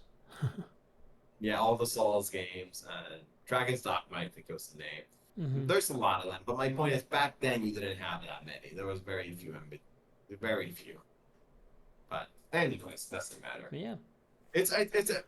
I wish, actually, if I had it my way, it will be a 3D Castlevania. Just because there's so many Metrovanias today True. that there's like I don't need another Metrovania just with a skin change, Hmm. right? Now, now, Unless they're doing something completely new. now the question here is the following. I mean, I understand 3D, fine.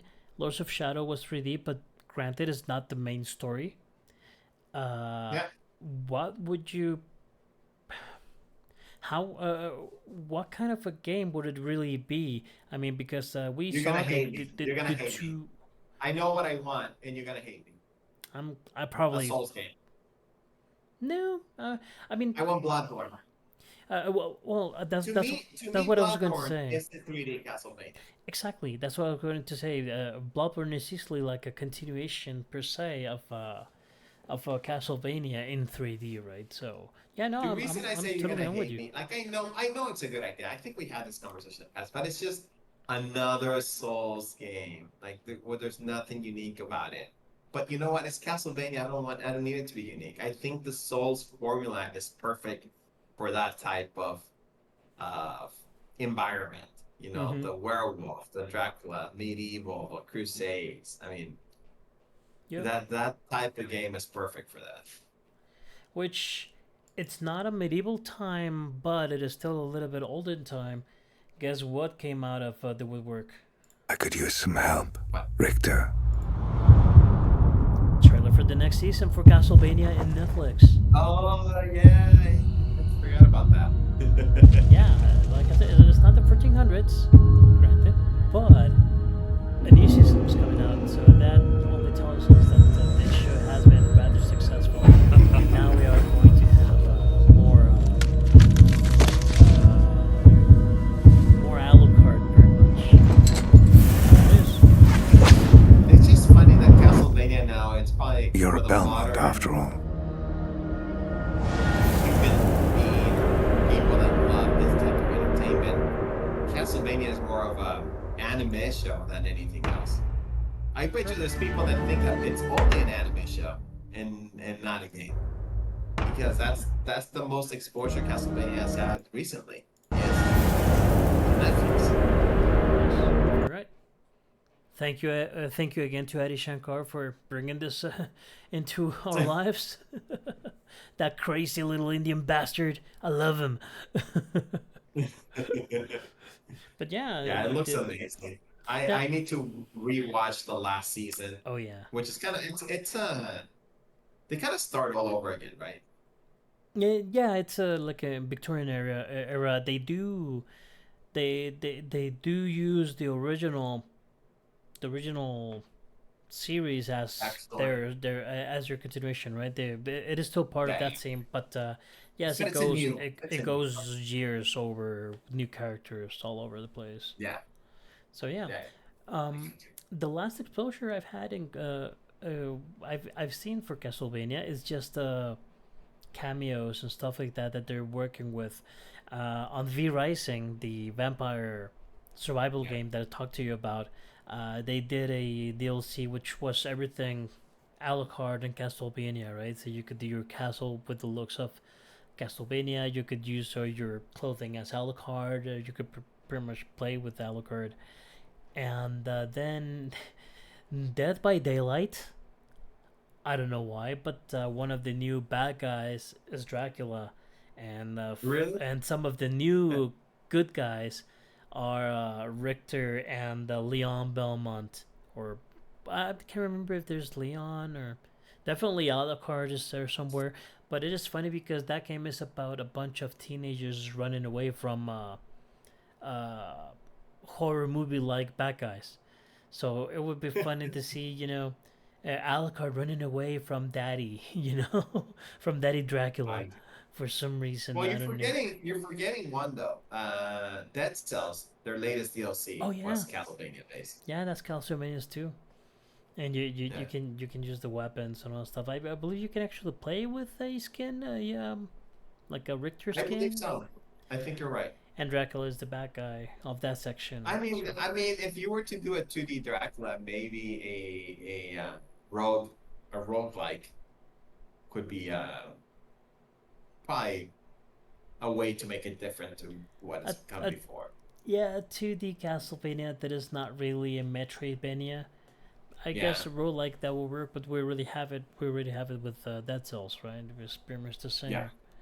So yeah. yeah, I don't know. For the next I mean, iteration, the other closest thing that we have is Blasphemous. all right. I see Blasphemous more of a Souls game in 2D rather than in But Castlevania, rather than in Metroidvania, because how you advance in that game still is more about the skill and how you're advancing rather than just going and exploring. Because you if have you to go explore to get the right tools to open certain areas. yes, but I still don't feel it quite as a Metroidvania. Metroidvanias have always been, and I'm talking about not just Castlevania or Metroid, but Yeah, most of I the know what other you mean. games, they're more about killing a lot of little bad guys in a quick succession, right? And you're just going forward, forward, forward, explore back and forth, and get the items.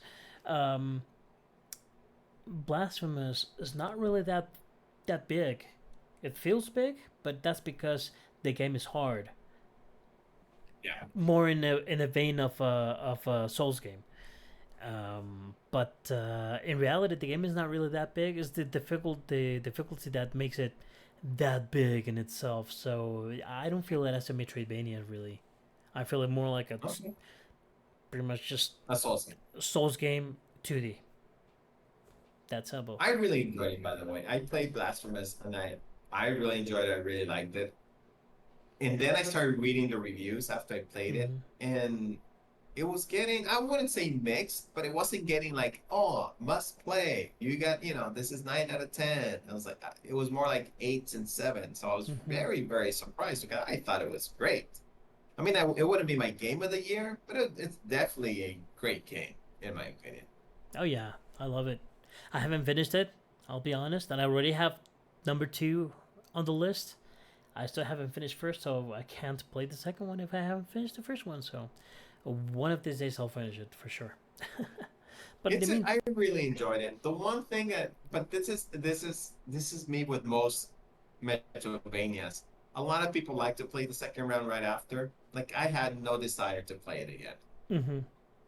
Not immediately. Like I may play it again later down the road, but I didn't have like, oh, I want to jump right back. As opposed to, is there any Metroidvania that I really wanted to play right back after I played? I don't think so. Yeah, No. you kind of feel And that with Symphony is the only Symphony. one. Yeah, you kind of feel that with Symphony with the inverted castle because you're like already went through everything, and then all of a sudden, if you do things right, you get the inverted castle. You're like, what? I have to play all this Yeah. again, and not only that, but inverted, which means that it's gonna be a whole new playground. Uh, I love the fact that they It is new and it's not at the same time. That's exactly what makes it so great. so unique. In the in, yeah, in the game design or the game planning or mapping, it's amazing because the maps work both ways. Exactly. So yeah, So so I mean, so for me a revival of Castlevania, which is which seems kind of impossible because Konami is being Konami F Konami. Thank you.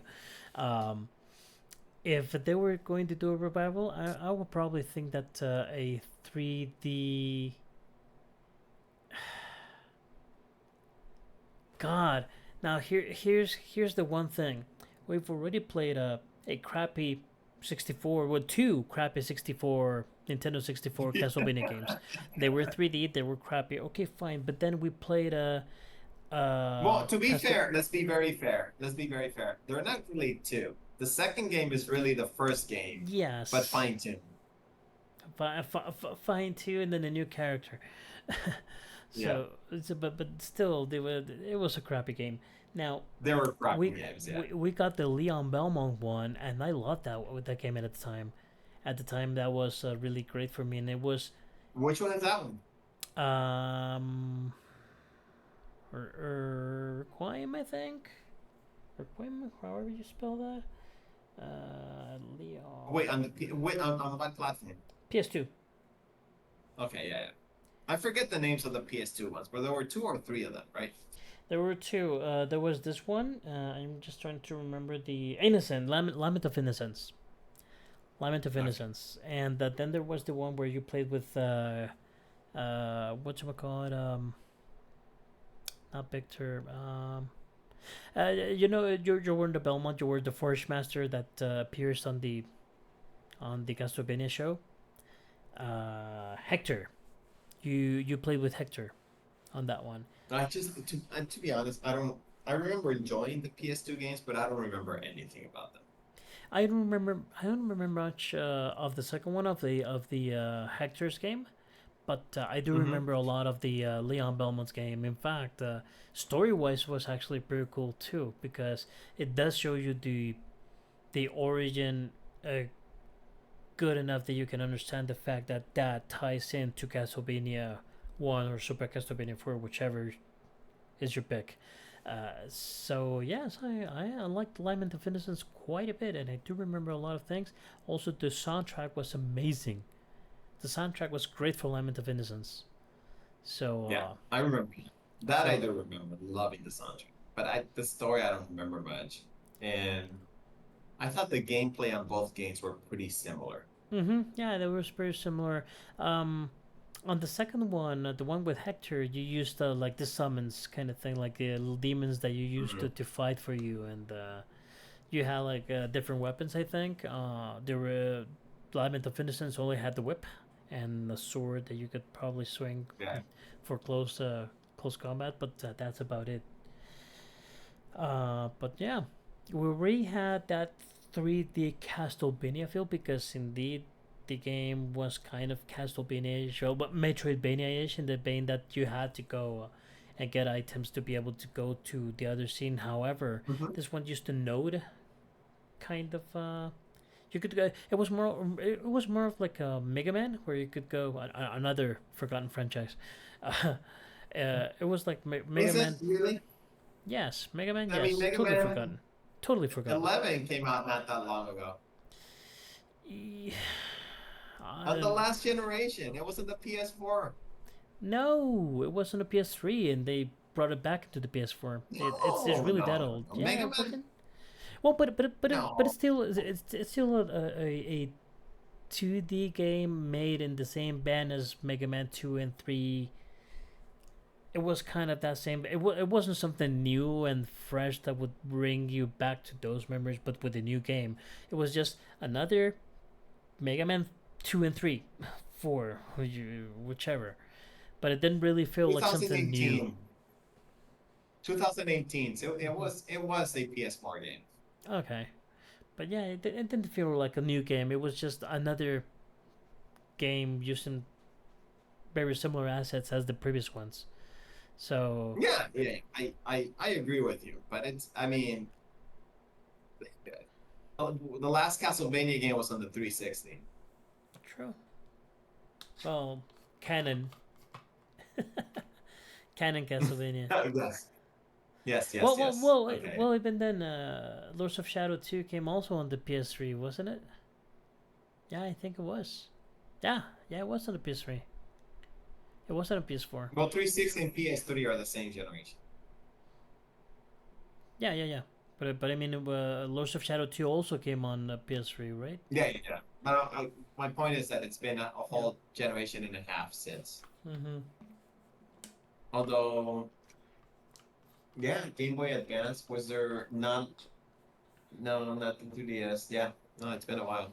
Yeah. On the 3DS, there was the second Lord or the in between Lords of Shadow too. Yeah, So yeah, but it was just a it was just a reskin or a port. yeah. No. I mean, on the 3DS, that was the original platform for the in between game, the Mirror of Faith. Oh, was it? Yeah, Oh, okay. and then they ported to the consoles. I thought it came out on the 360, the arcade thing that they had. No, it actually took quite a while before they ported into and they did like an HD port for the consoles and PC later on, but it took a while. I believe that one came just slightly before um, Lords of Shadow 2 came out. Mm. So yeah, but yeah, going back into this, it will be hard to see. I mean, I would definitely like to see a new game. It will be hard to see what they come up with because we've already sort of tasted 3D Metroidvania, and we've definitely seen a lot of Metroidvanias, and we've definitely seen a lot of 2D side scroller Castlevanias. So, like we said before, probably the best evolution would be something like Bloodborne, right? But at the same time, I don't know if that would make sense. Lords of Shadow already did the Kratos kind of fighting, exploring Yeah. kind of thing, because the game was sort of like that kind of game. So yeah, I guess Bloodborne. It's the latest Castlevania I'll ever play. Unless I go to But play pachinko machines. only for that you will get an RPG. turn-based RPG. Oh, I hate you. I hate you with a passion because I didn't think about this. Wow, the possibilities. Jesus Christ! Thank you very much. You just enlightened my brain with something that will never happen. I hate you. So an RPG, fine. Action RPG or straight out RPG? The turn-based RPG. Turn-based RPG. Even Action RPG is too easy. Everybody's gonna say yay. I'll take that. well, if you think about it, like Bloodborne is kind of an action RPG. Yeah, that's All what the it is. Souls It's an games action RPG. are action Yeah, RPGs. they're all action RPGs. So, That's why but if I'm, you I'm go trying to make it a little bit more niche. yeah, so if you go turn-based RPG now, that's something different, something that we will never see. So Konami, listen to us right now because we're talking here. If you guys ever get your head out of your butts and you try to get rid of the F Konami, even Guillermo del Toro says F Konami. If you want people to say goodbye to F Konami, you have to bring Castlevania RPG, turn-based It's RPG. RPG. And then there was the fighting game which no one remembers, Judgment. Oh yeah, I forgot about that. For You're right. the The for the fighting game. Wii of all things. Oh my god. That was Yeah, with motion controls. It wasn't even, yeah, it wasn't normal even controls. yeah, not only that, but it wasn't even like a fighting game. Oh, Really, it was oh more of Mel, a I well, remember another franchise that I really wish. I just want one more game that comes out on PC so it can be remastered and, forever. lay it out. Tatsunoko versus Capcom. Hmm. And it's I never gonna happen. I know it's never gonna happen. I would like for that to come to PC just so you could have them. I would like, however, there is this one little game coming out. Uh, there has been like pretty much no publicity at all, but it's a fighting game with super robots, including Messenger and some other of those. Oh, really? Yeah, it's coming Oh, out. wow. I'll look for it and we'll talk about it on the next show. That you think it'll be good though? Because Tatsunoko Pro- vs. Capcom has a Capcom DNA, so it's a good game. It's a good yeah, base game. yeah, it was a great game. I like it a lot, and no, I don't think this next one is going to be great. But just playing with the old super robots from Japanese animation and stuff, Yeah. that's gonna be great. It doesn't have to be a great game. It just requires to have great franchises. That's what I think. That's why Super Robot Wars is so amazing. Super Robot Wars. If you haven't heard of this, have you heard of this Super Robot Wars? Yes, yes, yes. Okay, so they're tactics games. They're sort of like turn-based RPGs, and that they're not particularly great on, you know, on a technical level. But man, it's awesome to watch all these franchises just mix about and fight against each other. You can see a Robotech or Macross character in his fighting, yet fighting against a messenger, and then fighting against a Gundam, and then fighting against all kind of all this. They just mix a bunch of franchises together, and that's always awesome, even though they're not the greatest games. I also had that with the 3DS Capcom X Namco games. Those were great too. They were awesome. I don't remember this. I don't remember those. Yeah, they're tactics games, but when you got into the fights, it sort of played like a fighting game, but not really. You had to do like motions or stuff like that. So it would be like whatchamacallit, a turn-based game. So you will see your characters here and the enemy characters over here, like a turn-based, but you would do motions to bring out all the powers and stuff. So you would have Ryu throwing Hadoukens, and then you would have a Jin Jin from Tekken also doing his movements, and then you would do team ups and stuff like that. And it was nuts. It was bunkers, but they were fun because it had a lot of franchises from Capcom and a lot of franchises from Namco all mashed up together, and then you will see all Gotcha. these crazy characters that you might have forgotten from old, and you're like, oh my god, this character is in here too. There was even on the second one, you could play. This is gonna be funny. You can play with what's his name? Die Hard. From what? John McClane? John McClane, thank you. You can't play with John Wow. McClane, and you know why? Because there was this one game from Namco, which was an arcade game, which was a Die Hard game, and even though it didn't have the rights to have a John McClane, uh, they somehow managed to bring John McClane instead of the character from the arcade game. So you could play with John McClane. So you were playing an RPG, Wow. a tactics RPG with John McClane and doing all kind of crazy moves and shooting and stuff and jumping and all that kind of stuff and fighting against Very fun. Ryu and Bison and all that kind of stuff. So it was I'm gonna have to look for this. yeah. You know, it's quite a sight also to watch. Let me. You have to watch this before we close. That's Capcom X Namco 2. I'm gonna put it. All right. Let me just find one. Oh, there's the intro, but no, you don't see gameplay. Although the videos are really cool too because the animation is great. But here is a Japanese trailer, I guess. Wow, 13 years ago. This is rough. Let's. We're get- old.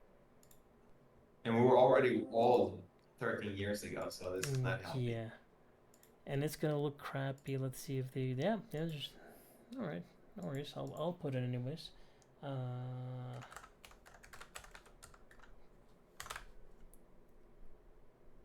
Just a second. No, I think because you're doing this, our faces don't show up on Twitch anymore. Yes, it won't show for a second. Okay.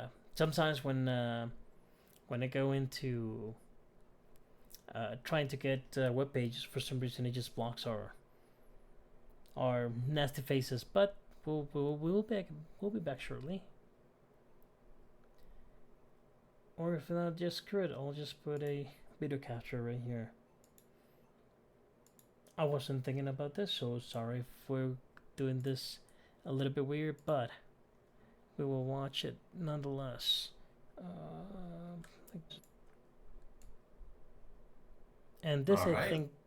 I think we'll have a video. Can you? Oh, it's already. You can already see it, right? I see the title, I think. Well,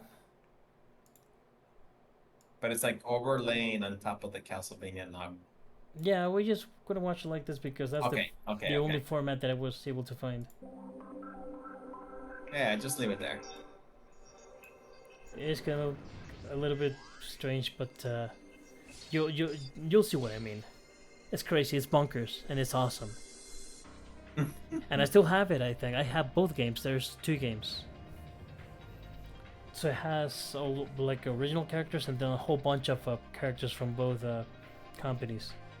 You can see their Goals and Ghosts. Oh, wait a second. I think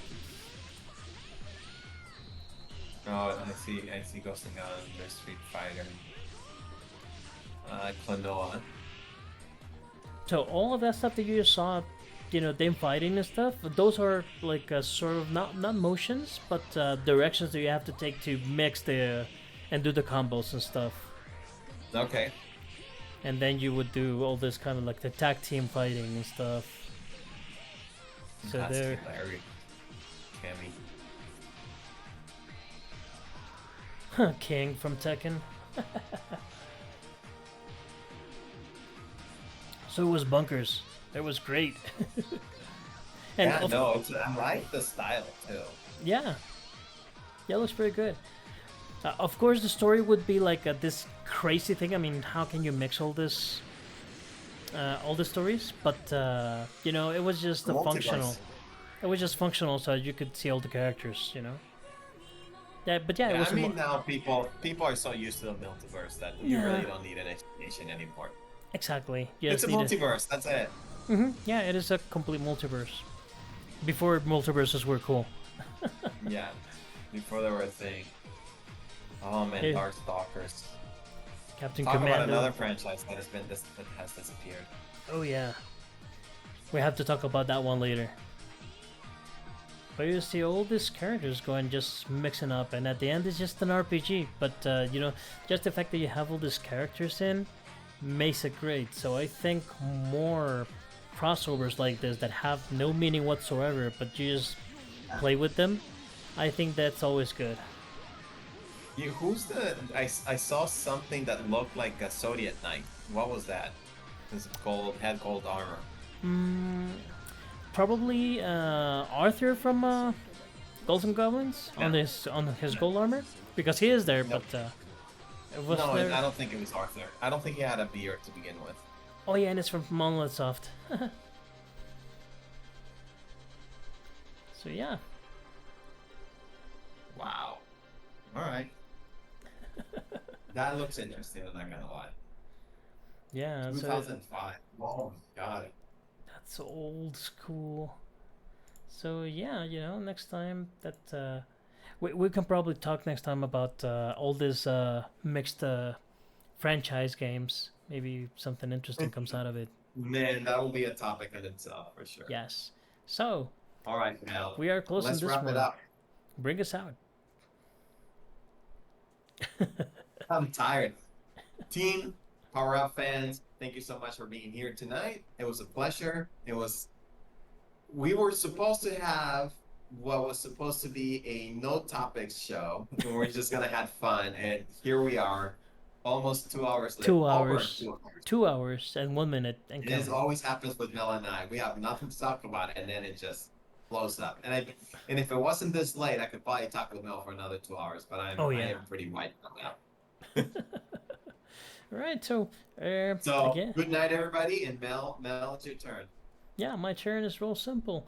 Thank you everyone for looking at this, and we're going to have more shows with a lot of different topics like this, not only news, because news are always lately it's been mostly bad news and a little bit of good news, so let's bring up a little bit of cheer and joy with this kind of topics.